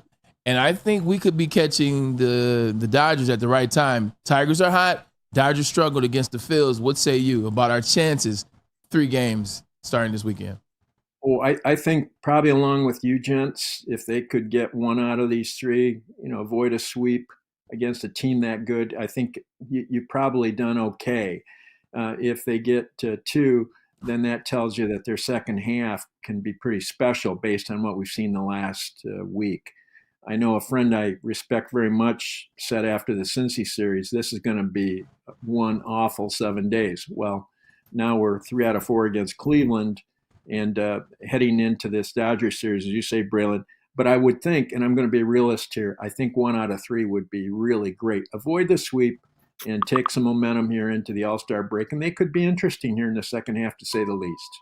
Well, you heard it from our friend Lynn Henning, author. He says it could be interesting if you get 1 of 3 and take that information into the All-Star break. We appreciate you as always. Tom's not here, but I hope I did a decent job in his stead. Braylon, you were flawless. Send Maz my best, and Anson, good talking with you too. Appreciate it, guys. I used to respect you because I called you were not a liar, but now I know that you're a liar. I wasn't flawless. Lynn, I appreciate you. Another one for a while. And I got to come to Green Acres soon, man. I know it's right around the corner. It's for sure. I'll catch you next time, Lynn. All right, Braylon. Thanks. I appreciate it. Take care. Always fun talking like, hey, it feels weird. Like usually it's Maz in Ryan space. So yeah. I hope I represented. You did fantastic. It's funny. He got me excited though. Pause. You said it perfectly right there. You said, "I hope I represented well." And there's a very interesting conversation going on in the chat right now. Okay. And I have to agree. At Lord. This day, what did I do? What's going on? Quite the opposite, my friend. Oh, let me shut up. In this day, in 2024, I would have to say and agree with some people in the chat that you are the University of Michigan Wolverines' greatest representative right now. The GOAT came from there, sure, Brady. Wow. But Brady doesn't go around repping Michigan. Charles Woodson, only defensive Heisman to ever win it, all right? But that's Braylon. I mean, all the things that you did, going to New York and going to Cleveland, doing ESPN, all that stuff. But here you are in your hometown, representing your team with your helmet in front of you, and you are the University of Michigan. I appreciate that. That means a lot. You know, I didn't know we were going to get here, but I appreciate everybody in the chat for saying that. Look, I'm a Detroit guy. Detroit, I'm born and raised here. I'm not from Ohio. I'm not from California like Charles and Tom. So all I know is Michigan. Yeah. You know, my dad went to Michigan, so I'm a legacy, and I had a chance to grow up and just I know what it means to Detroiters. I know what it means to actual fans when individuals can come back, or individuals do come back. In my case, I moved back, and here I am. So love hearing that. Like it or love it, I'm here. This is what I do. Who else from your great university would you put on that list? Lamar Woodley. Lamar Woodley? Lamar Woodley. He's a friend of the show. He's been here. Mm-hmm. Like, he's born and raised. He's from Saginaw. Man, they had a hell of a class. They had a hell of a class. He just missed Charles Rogers. Can you imagine that? Some other players, but he's from here. He came back here after it was all said and done. After he went off and won Super Bowls, he came back home, and now he lives downtown in Brush Park. So I would say Lamar Woodley has done an amazing job of that. Juwan Howard on that list? Juwan never moved back here, but he did come back to coach. I love Juwan, man. I kind of hate what he's done to his legacy. But in terms of basketball, who would you say would be? Jalen Rose. Jalen? Absolutely, right? Jalen's in Detroit now. One, Joel. Yep. He's come back here. He's done his foundation. He's done his school, the Jalen Rose Academy of Arts. They legitimately do their outing every year. That's coming up. I'll be playing that outing as well. But he's root-based in Detroit. And he'll let you know a million times, I'm Detroit. Mateen. Yeah. Mateen Cleaves. Yeah, and you know what, Michigan Chad? State. If you guys agree and you guys love what this man means to this city and the state, as well as Jay Rose, you guys are too nice. Drop us a like in here. You are Michigan. You are Detroit, man. We appreciate you. Broder said it is stamped. Broder is a Michigan alumni and former Michigan athlete. So. Who did he say? Broder's the man. He said Braylon is the best. Yeah. But Broder's the man now. He pitched. I knew he pitched in college. I didn't know he went to Michigan. Broder also said. Broder, I love you, man, but you're losing points today, dog. Nah. He's gaining points. Oh, you didn't know Broder went to Michigan? No, I knew he was a college pitcher. I didn't know he went to Michigan. I like that guy so much. He said though he threw in two good honorable mentions in Brandon Graham and Rich Eisen. BG is a good one because BG comes back home too. BG actually was. Is he from Detroit too? He went to Crockett. Yeah. BG's a Crockett Rocket. He went to Michigan. He actually moved back to Birmingham. I'm putting all this information out there. My bad, BG. But I got a chance to. You know what? You talk about a. How do I say this? You talk about a fluffy, just beautiful human being, man, that just loves like Michigan. He loves people. He loves the city. He loves BG is one of those guys that. Like when you finish talking to BG, like you gotta take something with you. Yeah. Like I gotta be nicer, or I gotta be more like life loving, or I gotta be more dialed into my community, or I gotta be more a family guy. Like every conversations you have, you're like, man, yeah, me and my girl. Oh man, that's great, man. You know, me and my wife, he don't open his eyes when he talk. Like he's a big smiler, and he's like, man, you know, that's my wife, you know. But he's just a great guy, man. BG's a good one. Because he comes back, like in the off season, he spends a lot of time here. This is home in the off season. So shout out to Brandon Graham, Detroit Public School System. We still in the building. Let's take a break. Let's take a quick break. Get all this out the way. We'll take a break, and then we also have. It's Fridays. It's Friday's version of Thursdays with Dr. Jeff Pierce. We'll do it today, but first let's get a mention from Premier Pet or Guardian Alarm. Yeah, hey, Bray, what happens when you see that black and yellow sign out front of your house? Tells bad guys one thing. Stay out. That's right. Get out of here. Guardian Alarm offers customized solutions for meal experts, 24/7 professional monitoring, and technology backed by people. This technology has been proven to work, and these people have been proven to care. So call 1-800. Stay out. That's 1-800. Stay out. Call them today. Tell them Woodward Sports sent you. Also, don't forget, every Monday through Friday, 8 to 10 a.m. mornings right here on Woodward Sports, you can catch Wake Up Woodward with Kool-Aid, Flannel Sam, Broder, Kenny G, and JB. Again, every Monday through Friday, 8 to 10 a.m. mornings right here on Detroit's numero uno sports station, and that would be Woodward Sports, right? There it is. That's right, baby. And that's right, yeah. And we'll be right back. Here we go. Thank you to the Detroit Lions and Sheila Hamp for the best season in Lions history. Now it's time to let Brad Holmes cook.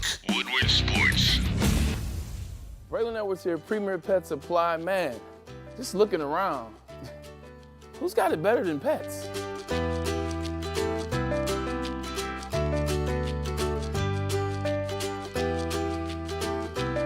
Come on, a baby stroller for Coda?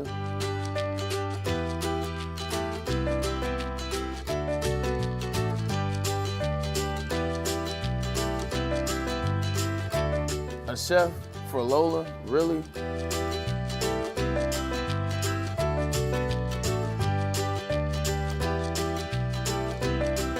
You don't have to tell me who the real boss here is. Who's got it better than pets? Nobody, especially here at Premier Pet Supply. For over 30 years and more than 13 locations, Premier Pet Supply has everything that your pet can dream of, and guess what? It's all under one roof. Premier Pet Supply, family owned, operated, and proud to call Metro Detroit home. Check out premierpetsupply.com or scan the QR code today. Who's got it better than pets? Nobody! A network for the city, by the city. Woodward Sports is Detroit Sports. Let me just say, I love Planet Fitness. Trying out Planet Fitness and dang, they got lots of equipment. Not me getting a Planet Fitness membership just for the 24-hour perk. Listen, the PF Black Card is worth every penny for this hydro massage. I'm a new man. Did y'all know that the PF app has workouts you can do at home? Cheapest therapy I can find is Planet Fitness. All the benefits, all for less. Planet Fitness, big fitness energy for all. The most talked about Detroit media by other Detroit media, and we love it. It's the Woodward Sports Network. Come to any Lady Jane's Haircuts for Men and claim your throne for a king's treatment from one of our talented stylists. Open 7 days a week, walk in anytime. Just get to a Lady Jane's today and receive a precision haircut, scalp massage, hot lather neck shave, and a hot towel treatment. A haircut should not be a chore.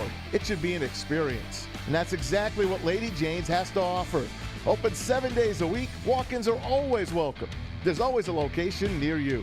Lady Jane's Haircuts for Men, it's wicked awesome. A ton of fun, a ton of sports, and a ton of man meat. Welcome to the Woodward Heavyweights, live daily 5 to 7 p.m. on Woodward Sports. Head to shop.woodwardsports.com and load up on some of the greatest Detroit sports merch around, including the Boot 'em Kids Boot 'em Kids t-shirt. Get that Campbell and Holmes political style t-shirt as well. Head to shop.woodwardsports.com and load up on some of the greatest Detroit sports merch you will ever see. The hoodies, the tees, and the hats that are guaranteed to turn heads. Shop.woodwardsports.com. Boot 'em Kids is right. Boo the Staffords. Kids. Got Boot 'em Kids. Early man. and often and all game week one. Let's go, Detroit. Enjoying a beautiful Friday. And thanks for joining us on this Friday. We know it's Friday. It's a beautiful day outside. It looked ugly earlier. It was raining. It was a little gloomy, but it's nice. And you're spending your time with us, and it doesn't go unnoticed. We appreciate that, man. Anson Wells joining in today. My man, Joel, in the sound. So many Spartans around today, but I love you none. Good thing you weren't here last Friday, my friend. I heard. And you got a Falcon. And then Pete Spivak joining. Thank God I got a Falcon on your right shoulder, dude. I take it for you. My sister went to Bowling Green State, and my coach and Soup coach is there. So I'm kind of a BGSU. And Bray, home of the Harbaughs. This is home of the Harbaughs. That's cool. Is that where you went, Bowling Green? Yeah. BGSU, man. BGSU, baby, Falcons.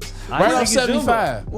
Roethlisberger went to Miami of Ohio? Yes, he did. Yeah. Okay. He's from Tiffin. They Those just two renamed are close, the right? They just renamed the practice facility after him. Okay. Yep. Yes, great show. Fun talking to Lynn. Always. Yeah, it's fun. He's great great. talking to Lynn. Great conversation that we were having. I really want to talk prospects with him just one day. I wanted to ask one more thing I wanted to ask, but I can't remember what it was. Let's take a look around the NFL before we go, because we have Jeff Pierce, which is funny, coming on 336. Let's talk about the Giants QB Daniel Jones for a second. We got some footage, I believe, of him working out, because I'm not a big Giants guy. I'm not a big Daniel Jones guy. I just don't see it. I never saw it when they drafted him. I heard Mara say something. He reminds me of Eli Manning. That should have been red flag number one. If I'm a Giants fan, like that kind of was really like, he reminds me of Eli Manning. No thanks. I don't know about that, but here's some video of him putting in some serious work in the offseason. Go back here, now. Go here now. Yeah, good. Eyes up. Settle up.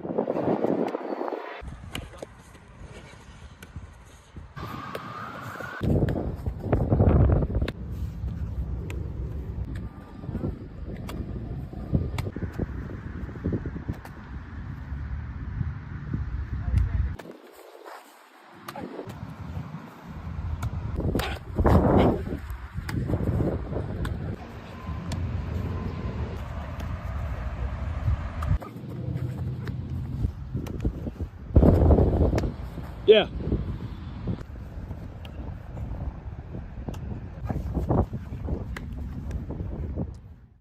All right, so this is him working on off season. It always is good when you're on the field by yourself, no offensive line, no pass, no no crowd, no anything. It reminds me of Hoodie Mello, and I love Carmelo. And Carmelo could hoop like that, but it's Hoodie Mello. Every year you see Carmelo in off season, Hoodie Mello, you like, ooh, Mello coming back about to kill, and then Mello goes for like 12 years or so. But it's Hoodie Mello.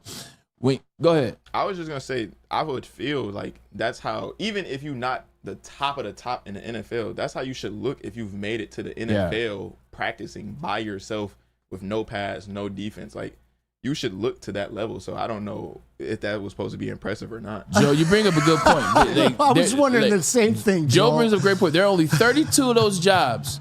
32 quarterbacks for 32 NFL teams, the best of the best. You're one of those 32. Like, you should look like that 1,000%. But I'm glad you asked. I want to see, where do you rank Daniel Jones? But I'm going to just do it the other way. I'm going to ask you quarterbacks that are other starters in the NFL and see if you think it's better or worse. This is how we'll get an honest assessment on Daniel Jones, so I can't stand. All right. Zach Wilson, is he better or is he worse? No, he's not better. No, I'm saying is Daniel Jones. Daniel Jones is definitely better. Okay. Bryce Young. I mean, at this point, I would say that Vanilla Vic is better. Okay. Bailey Zappi. He's definitely better than Bailey Zappi. Okay.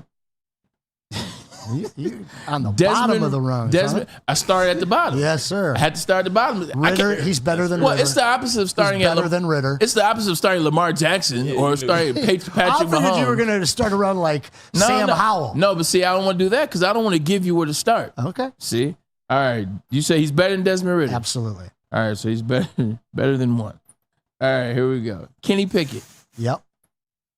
I don't know. Pickett's trash, man. So is Daniel Jones. All right. You taking Pickett or Jones?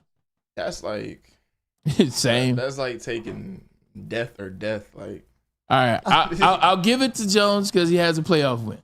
That's fair. That's fair. Fair enough. So Kenny Pickett underneath. Aiden O'Connell. Take Daniel Jones or Aiden O'Connell? I kind of like O'Connell, but I'll take Daniel Jones. You know what? And that's why I love both of y'all, because I agree with exactly what y'all both thought. You like, I would, but based on what he's done already, I agree. Aiden O'Connell in a different situation, I would take him. Bryce is in the same category as Aiden. Okay, so we'll give Daniel Jones the win, but only because it's so far. I like that. Will Levis. You taking Will Levis? You taking Daniel Jones? The love for Will Levis, I still don't get yet. So the fact that he's only got 1 year of mediocrity, I still got to go Vanilla Vic. Pete Spivak. Daniel Jones, Will Levis. Oh, man. He can throw over 200 yards a game. If I'm correct, I think Daniel Jones, for the quarterbacks from his draft class, he has the least amount of 200-plus passing yard games. Yeah, I like take it. Levis as well. I like it. So, okay, so now we got another one. So, +2. Sam Howell. No. That's where it's a push for me. I'm taking Sam Howell. I like Sam Howell. I'm taking Sam Howell. I think he's the I already future of took Seattle. Levis, so I'm taking Sam Howell too. So, very true. Braylon, he's on Seattle. I'll take Sam Howell with those receivers, baby. Well, if he even plays, because he's right now the number 2, which I do think he's the future in Seattle. Just like Bray said, Michael Penix is playing in Atlanta. Sam Howell playing in Seattle. Oh, I feel that to be way that's more likely than what you call it. Okay. Yeah. I like that. I'm telling you, man. Pete Spivak, I see you today. He on fire I today. see He you on fire. today. I love my football, bro. Pyro Pete, baby. I'm going to you next day. Gardner Minshew or Daniel Jones? Gardner Minshew, man. I'm telling you, he can lead some teams, man. He can lead some teams. I'll take Gardner Minshew because the pocket presence. Don't mistake the mustache, man. You say you taking Daniel Jones? Yeah, I'll take Daniel. You taking Daniel Jones? All right. Daniel or Gardner Minshew? I mean, at this point in their career, I'd rather have Daniel Jones, but Minshew's career will be a better career than Daniel Jones. It was close. You had to think about it. Derek Carr, Daniel Jones. I mean, again, same thing. At this point in their career, I'd rather have Daniel Jones, but Carr will probably have a better career. I'm taking Daniel or Derek Carr. I'm taking New Orleans Saints Derek Carr. Well, I'm taking Derek Carr as well because if you want to be honest, if Derek Carr don't get injured, the Lions may have had another loss last year. I don't want to play the if game, but you know we was looking shaky in that game. And Derek Carr was balling. What you call it? Like, he was balling before he got hurt. Now he lost. I like Derek Carr since college, so I probably was a little biased in that pick too. All right, I don't think any of these other ones he's better than. So I mean, I don't even need to name Geno Smith. Well, I guess I could name Geno or Daniel Jones. Now, see, him and Geno, I would put in the same exact person category. You know, Daniel Jones probably shouldn't have gotten the just complete here. This is your team opportunity he had early on. You know, only difference is if you go back to that West Virginia year when you talking about Geno Smith 7-0, about to win the Heisman. Now he's not the only person that's been in that space. Geno Smith showed us something that was electric. I ain't never seen nothing electric. Yeah. And I use aim for effect. I've never seen anything electric out of Daniel Jones except the preseason run that he got tripped up and ended up falling at the end. So his second so year. Basically he's the 26th best quarterback in the Perfect NFL. way to describe Daniel Jones. Daniel Jones is the Patrick Mahomes of the Ryan Leafs. Oh. That's the way you should describe him. I like that one. Daniel Jones is the Patrick Mahomes. It took me a second to see where you're going, but I see where you're going. Out of the bus or the misses, it was like he's the so he's like the Patrick Mahomes. He's the vanilla leaf. Yeah. Okay. Also, I just still go back to that moment when they drafted Daniel Jones. I'm like, why? Yeah. Like for the life of me, why? Like whenever I hear certain schools, you don't even have to. We'll take a quick break. Is Dr. Pierce on yet? Yeah, he is. Yeah. Keep going. Okay, we'll take a quick commercial break and get to him. But I will say this though. There's just certain schools that when you hear, there's no way, right? I'll give you an example. When Joe Flacco got drafted out of Delaware, and you hear what school, you're like, what? No. Nah. When you hear Duke as quarterback, as top 5 pick, what do you think? Basketball. Nah. I'm thinking it's basketball. The same thing. Like when I still go, when I heard, I'm like, Joe Flacco? I'm like, I mean. Those clips of his pro day and the combine, that dude was throwing the rock. It worked for Joe Flacco because he got drafted to a team that had the best defense for like 10 years in NFL. They were like back to back to back to back. And the only years they weren't number one, the Steelers were above them. They've been a top 3 defense since they moved to Baltimore. Yeah, that was 2000. Shoot. Art Modell. Look, let's take a quick commercial break and then we'll get a word from the good old Doc, who's in New York joining us. we'll see what's going on. But in the meantime, let's get a message from Swiss Insurance Group. And right now, more than ever, it is critical for you to have your insurance reviewed, and Swiss Insurance will make sure that your carrier is not slipping in those extra fees. So call Mark at Swiss Insurance today, and once I can get the number for you, you can give Mark a call, which is 313-530-1698, or head to SwissINS.com, and we will be right back.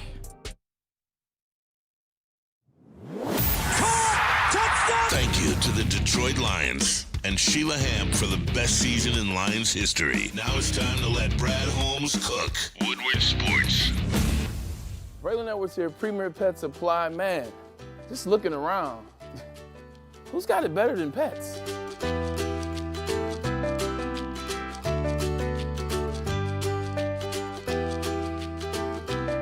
Come on, a baby stroller for Coda?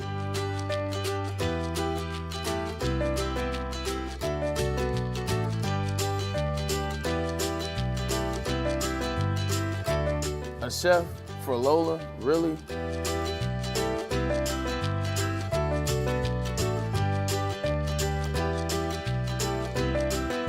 don't have to tell me who the real boss here is. Who's got it better than pets? Nobody, especially here at Premier Pet Supply.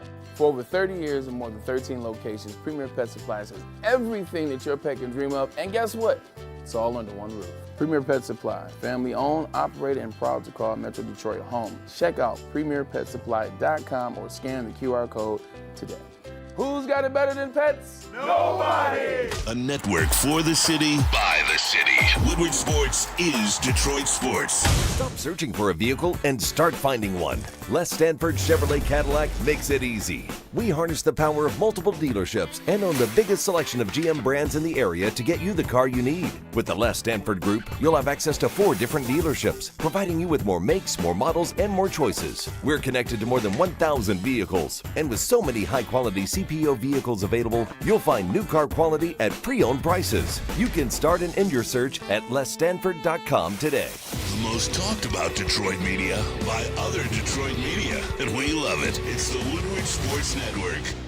To any Lady Jane's Haircuts for Men and claim your throne for a king's treatment from one of our talented stylists. Open 7 days a week, walk in anytime. Just get to a Lady Jane's today and receive a precision haircut, scalp massage, hot lather neck shave, and a hot towel treatment. A haircut should not be a chore. It should be an experience. And that's exactly what Lady Jane's has to offer.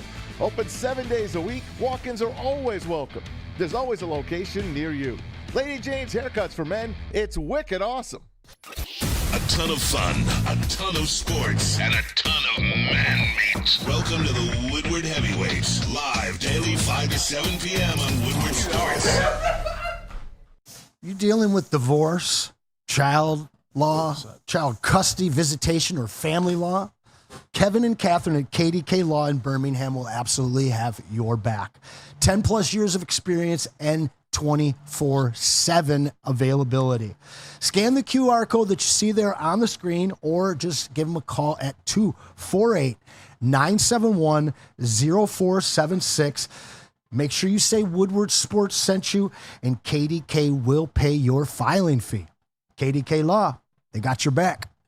KDK Law does have your back, and they seem to have it going on. Those are all serious topics that they defend, so better them than us. It's just always so funny when I think about divorce, which is not a funny thing. That's why I made sure I prefaced it with that's a very serious matter. I can always only think of Wedding Crashers. The opening scene in the movie. That opening scene. Shut your mouth when you're talking to me. Suck me, beautiful. Such a great movie. But with that being said, let's welcome in Dr. Jeff Pierce, Woodward Sports Network's injury insider, Michigan Sports and Spine Center. My man, always traveling around the world. New York is the destination to stop now. But I want to ask you a question first. Are you a tennis fan, Dr. Jeff Pierce? If you're talking about Wimbledon, yeah, I'm a tennis fan. What's smart? 100%. Like, nobody's fans when you're talking about outings that no one knows about. It's the French Open, it's the Australian Open, it's Wimbledon, it's the U.S. Open. So 100%. I bet on Medvedev before the tournament started. I said I think he's due. And then he beat Sinner in the quarterfinals, who's the #1 player in the world. So I'm like, I got some momentum. Cash out was 150 yesterday. I said, let it ride. He's going to beat Alcaraz. He won the first set, and then he loses 4 straight. So I lost my bread. It was 150 cash out off a $25 bet. I should have cashed out. Should have cashed out. Should have cashed out. I thought he had. He's got that young blood. He does. Young blood. He's like a young Sampras, but he has the aggression and the energy of an Agassi, though. My dad always said pigs get fat and hogs get slaughtered, Bray. You got to cash out, man. You're right. Yeah, but sometimes you let it ride. Like sometimes you say, you know what? I'm tired of overthinking it. Like every time you're checking, you say, you know what? I can cash out at 150. I can cash out at 120. I can cash out at 137. Sometimes you just let it ride and say, you know what? It's $25. We'll just let it ride. What's the message there? Do you make any bets, Doc? No. The message is. Do I make any bets? No, not really. I mean, all that stuff going on. Honestly, I don't get it. Sometimes we do it to keep it for fun, but nothing like when you're doing it like Braylon. What's $125 to him? That's just to keep you interested, keep watching the game. Yeah. So fantasy football and all that stuff, I guess it creates a whole nother level of interest that I never got into, and at this point avoiding it because these people are like crazy. Yeah. Like we're doing shows just for fantasy football. I'm more important because of fantasy football, so I guess I should be thanking it. People get crazy over fantasy football. I have no idea what you're talking about. Meanwhile, the guy sitting to my left is one of those people that get crazy. Hey, Doc, before we get into injuries or just exactly what's going on in New York, golf is around. It's coming up. A lot of outings starting to happen. I'm playing in 2 outings on Monday. Are you playing anything coming up, anything recent? Well, my outing is August 5th for Athletes Unlimited for all the impaired athletes. We sponsor. It's our 27th year. So, yeah, we got a couple big ones coming up. So August Monday, we're off for the last 7 years, and it's for impaired athletes. It's when you see wheelchair sports, we're the ones who sponsor that, and especially with Vladimir Konstantinov now. Right. I don't know if you saw the news that he's back playing sled hockey for the first time. He's back on the ice. So we give away a scholarship in Vladdy's name, probably since the injury. So I don't even want to remember how long it's been, but it's been a long time that we've been giving away, a scholarship in his name. He shows up. The progress, it's funny, I just had a conversation about the rehab progress that man has made from the beginning of injury to now. His cognition, his functional strength, I can have a whole show on that if you really want to, so I won't go off too far, but yeah, my outing's coming up. There's a bunch of outings in August coming up. Rhonda Walker, we do a shout out for them. We support them. Bert has a big one through Ford for Midnight Golf for the golf team there. He's got a great outing in his family name, Bert Jordan. So all that's coming up. Yeah, it's every week there's another golf outing. Yeah, 100%. I'll be playing who are you playing in? It's so funny because I double booked. I'm a chronic double booker. You know what I'm saying? I'm out trying to play in everybody's outing. I'm trying to go to everybody's event, but sometimes I double book, which is something I got to work on. It's the Detroit Tigers, which is at Red Run. They have a 7:30 a.m. tee off, or they have a 1:30 shotgun, and then it's Calvin's outing at DGC, which has a 11:30 shotgun. So I got lucky. I'm gonna play 7:30 to about 10:45 at Red Run, and then drive over to DGC and then play in Calvin's. Yeah, no, Calvin just started that one. I mean, he's becoming. What year is that? I want to say this is year 4. Yeah, yeah. We talked to him about it. I don't know. I don't know if the golf outing thing is still like for us. We just keep doing it because it's been 27 years. But I never got an invite, by the way. But fresh. What's that? I never got an invite, but I'm just throwing that out there. 27 years is wild. No, 27 years sounds wild to me. You're not invited. You're expected to be there. Nah, man. Nah. He trying to be smooth with the words. He tried to reverse that conversation. I don't know anything. No. You're already scheduled for it. So what's going on in New York, Doc? 9 o'clock shotgun, August 5th. Anyone's welcome to come. We still have openings, but something, if we can talk about Athletes Unlimited for a second, go ahead. That is my charity. I started 28 years ago, and we won wheelchair basketball championships, and now it's the wheelchair Pistons we support.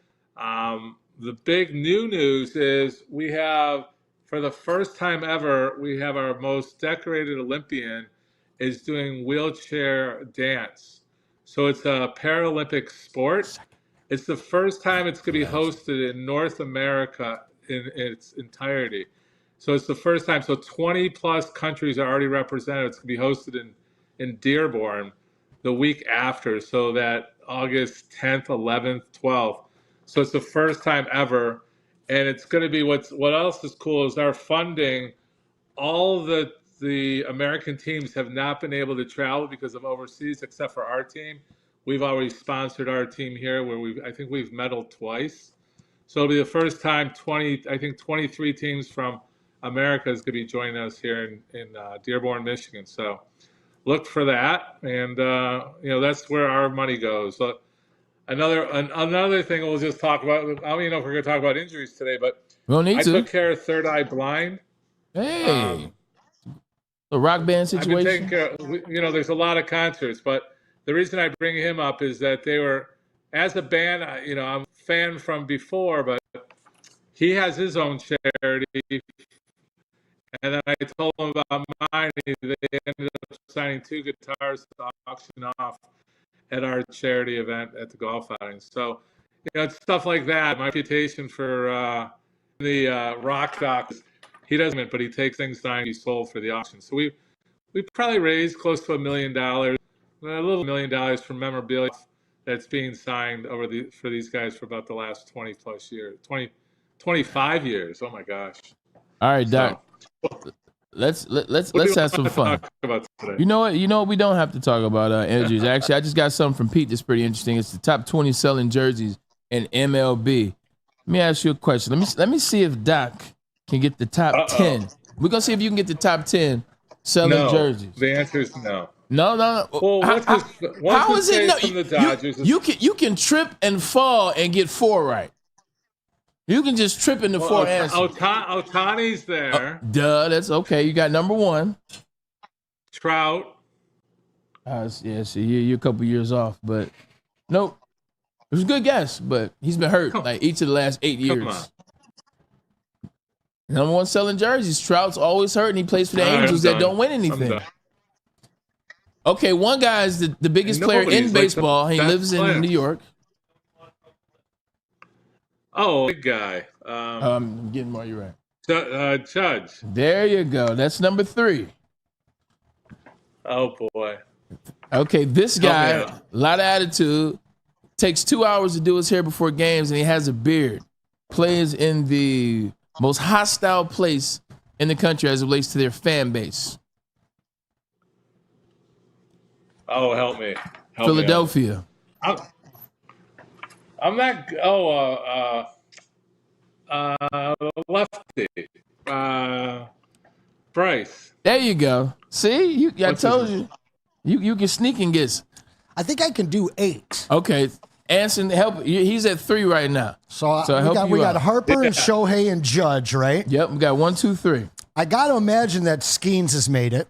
Not yet. He's not. Okay, not yet. Tatis, Soto, and Acuna have to be on there, right? Yep. Hold on. Acuna is 5. Tatis is 8. Soto's on there too. And Soto is 5. Is 6. Excuse me. Wyatt Langford's probably not on there yet. Not yet. No. Rookie. All these players are hella established. Yeah. The kid from Boston, the outfielder. Rafael Devers. Nope. No, who am I thinking of? Duran.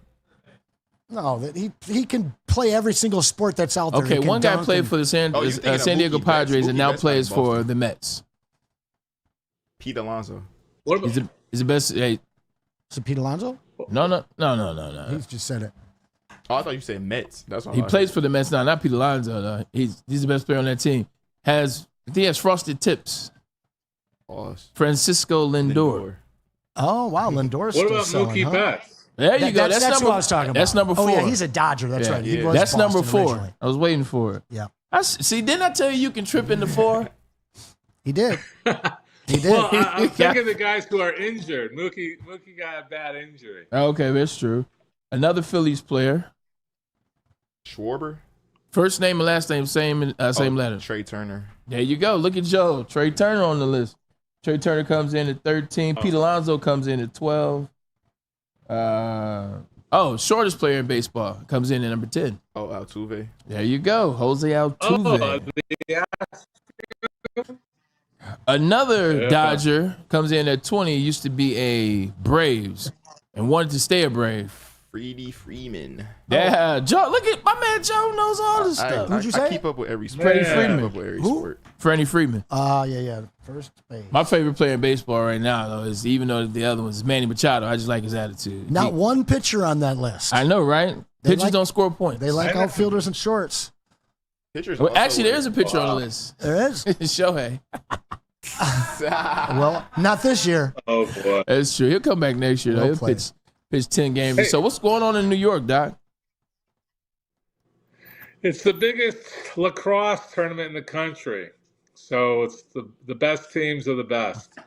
So it's crazy. We won the first game pretty handily. Then we played a team from Boston. And they all do you understand how to? You were not when you played ball, Braylon. Did these guys reclass all day? Did they People know what reclassing means? Oh, reclassification? Nah, they weren't doing that back then. Okay, well, it was like we played against a college team from Boston. I mean, every one of these kids was at least 2 years older. And at that 16, 17 age, it's a big difference to be fast. I mean, it's just such a standard. It should be outlawed. I think your date of birth is your date of birth. I mean, this reclassing, I don't know. I want to hear from the listeners. Do we agree with reclassing? Look at the quarterbacks in the NFL now. These guys are, 2-3 years older. Are we approving this, or do we like it, or at the end of the day, what's our opinion? It's about to get to a point where you don't even have to go to high school or college to play football and play in the NFL. Like it's getting to the point where, like, slowly but surely, they're just gonna keep knocking down the requirements, the eligibilities. Like, you'll be able to play in the NFL without even going to high school soon. Like, it's nuts. All training. I mean, homeschooling. It's crazy. If you talk from a medical standpoint, the development. I mean, granted, I always refer back to LeBron James. What's the most common injury? He was just genetically. He was just genetically superior, gifted, but this reclassing is just. I don't think it's. I don't know. It's not fair. We know how to get that stirred up. Let me ask you this question: What is the most common injury for lacrosse players? Since you're up there at that tournament, I know there'll be a lot of injuries. What's the most common that you see in lacrosse players? I mean, they have a lot of spine injuries, a lot of back injuries. I mean, it's getting hit from the back. Yeah, but again, it's not like one thing. I mean, you got your level of concussions, you got your level of ankle injuries, knee injuries. A lot of hand stuff because they're swinging that stick at your hands.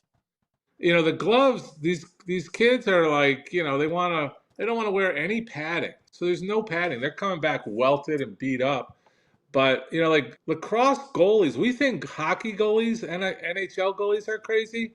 Lacrosse goalies are worse. I mean, you got a cement ball coming at you at 100 miles an hour, and there's zero padding on their bodies. Some will wear a chest guard because they're making them. But I practiced lacrosse for 2 weeks when I was at UAD Jesuit. I went to 7th and 8th grade, and I was practicing with the 9th grade, the JV team, because I loved it. They wanted to get me out there. I was one of those that they were grooming for their high school, if you will. After 2 weeks, I said, "No, this ain't me." But I had a lot of respect for the game. But that ball was flying. I was good. It was too much. But you were able to hit people back. Yeah, but Brandon, when you played football, did you like getting? So 7th, 8th, 9th, 10th, 11th grade version of Braylon didn't exist. I almost quit playing football my first year going to tackle practice. I played running back and got smacked. I unstrapped my chin strap and said, "No, I'm going to the sideline. I think he just answered your question, Doc. Like I wasn't, hell no, like hit. But I was small too. Like I was 5'6", 138 when I went to high school.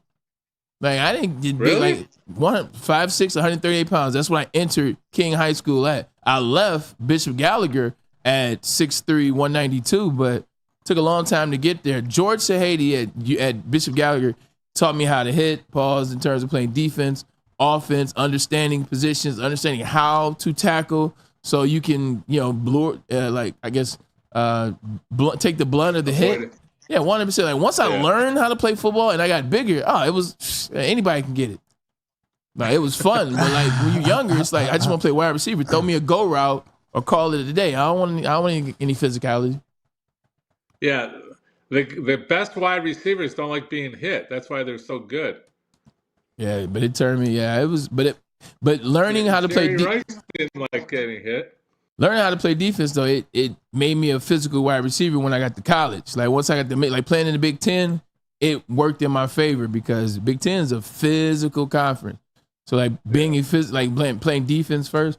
All right, Doc. Before we get out of here, well, it's 3:58 now, so the show's over. We took it to the end. I was going to ask you about the moves made by the Pistons. We've been giving them a lot of praise in terms of Trajan Langdon, in terms of how he's come in and been a little bit more of had a plan, a little bit more stability. What say you about Trajan Langdon and Tom Gores at this particular junction of their union? You know, we've talked to management before, and we keep saying it couldn't get any worse, and we saw it get worse. But I think we are on the right track. I think everybody's in the same at this point, in the same direction. I think the attitude, I think Cunningham's going to have a breakout year. I think he's going to learn. He feels old enough to be a leader of that team. You got senior guys coming in that's going to give some more guidance and just have that winning attitude in the locker room. I think, we saw it with the Lions, can it happen with the Pistons? Absolutely. I think it'll happen better. So Gore's a sideline guy. I think he just wants to finally not be embarrassed. I think, are they going to win the division? No. Are they going to hit the playoffs? I think they're going to fight for those last two spots. I think it'll be more competitive, but are they there yet? Not. The other thing I want to just bring up real quick, about the 3-on-3 with Ice Cube and all that. You heard the news that we're going to have a local coming to the D team. That's two right. things. One is 4 o'clock. One is 4 o'clock, and two, I actually even know who's going to own that team, Dr. Jeff Pierce. You and I can talk about that off the show. Yeah, jeez. I already know them, and we're good. We'll get involved with them too if you want. Absolutely same. Like great people. Those are all Gervin's buddies, so Gervin's involved in that. Maybe we'll get Gervin on the show next week to talk about it. Maybe we go to 405. Let's just keep going. Doc, I love you. We got to go. We'll see you when you get back. We appreciate you guys for tuning in to Woodward Sports Network and Mighty Networks with Maz, Anson, Wells. Appreciate you filling in all week. Joe, you did a tremendous job in the sound booth. And my right arm, Pete Spivak, as always, I appreciate you, brother. And thanks for putting the rundown together. Tom Masway, Ryan Ermanni. We'll see you next week. Everybody else, enjoy the weekend. See you later.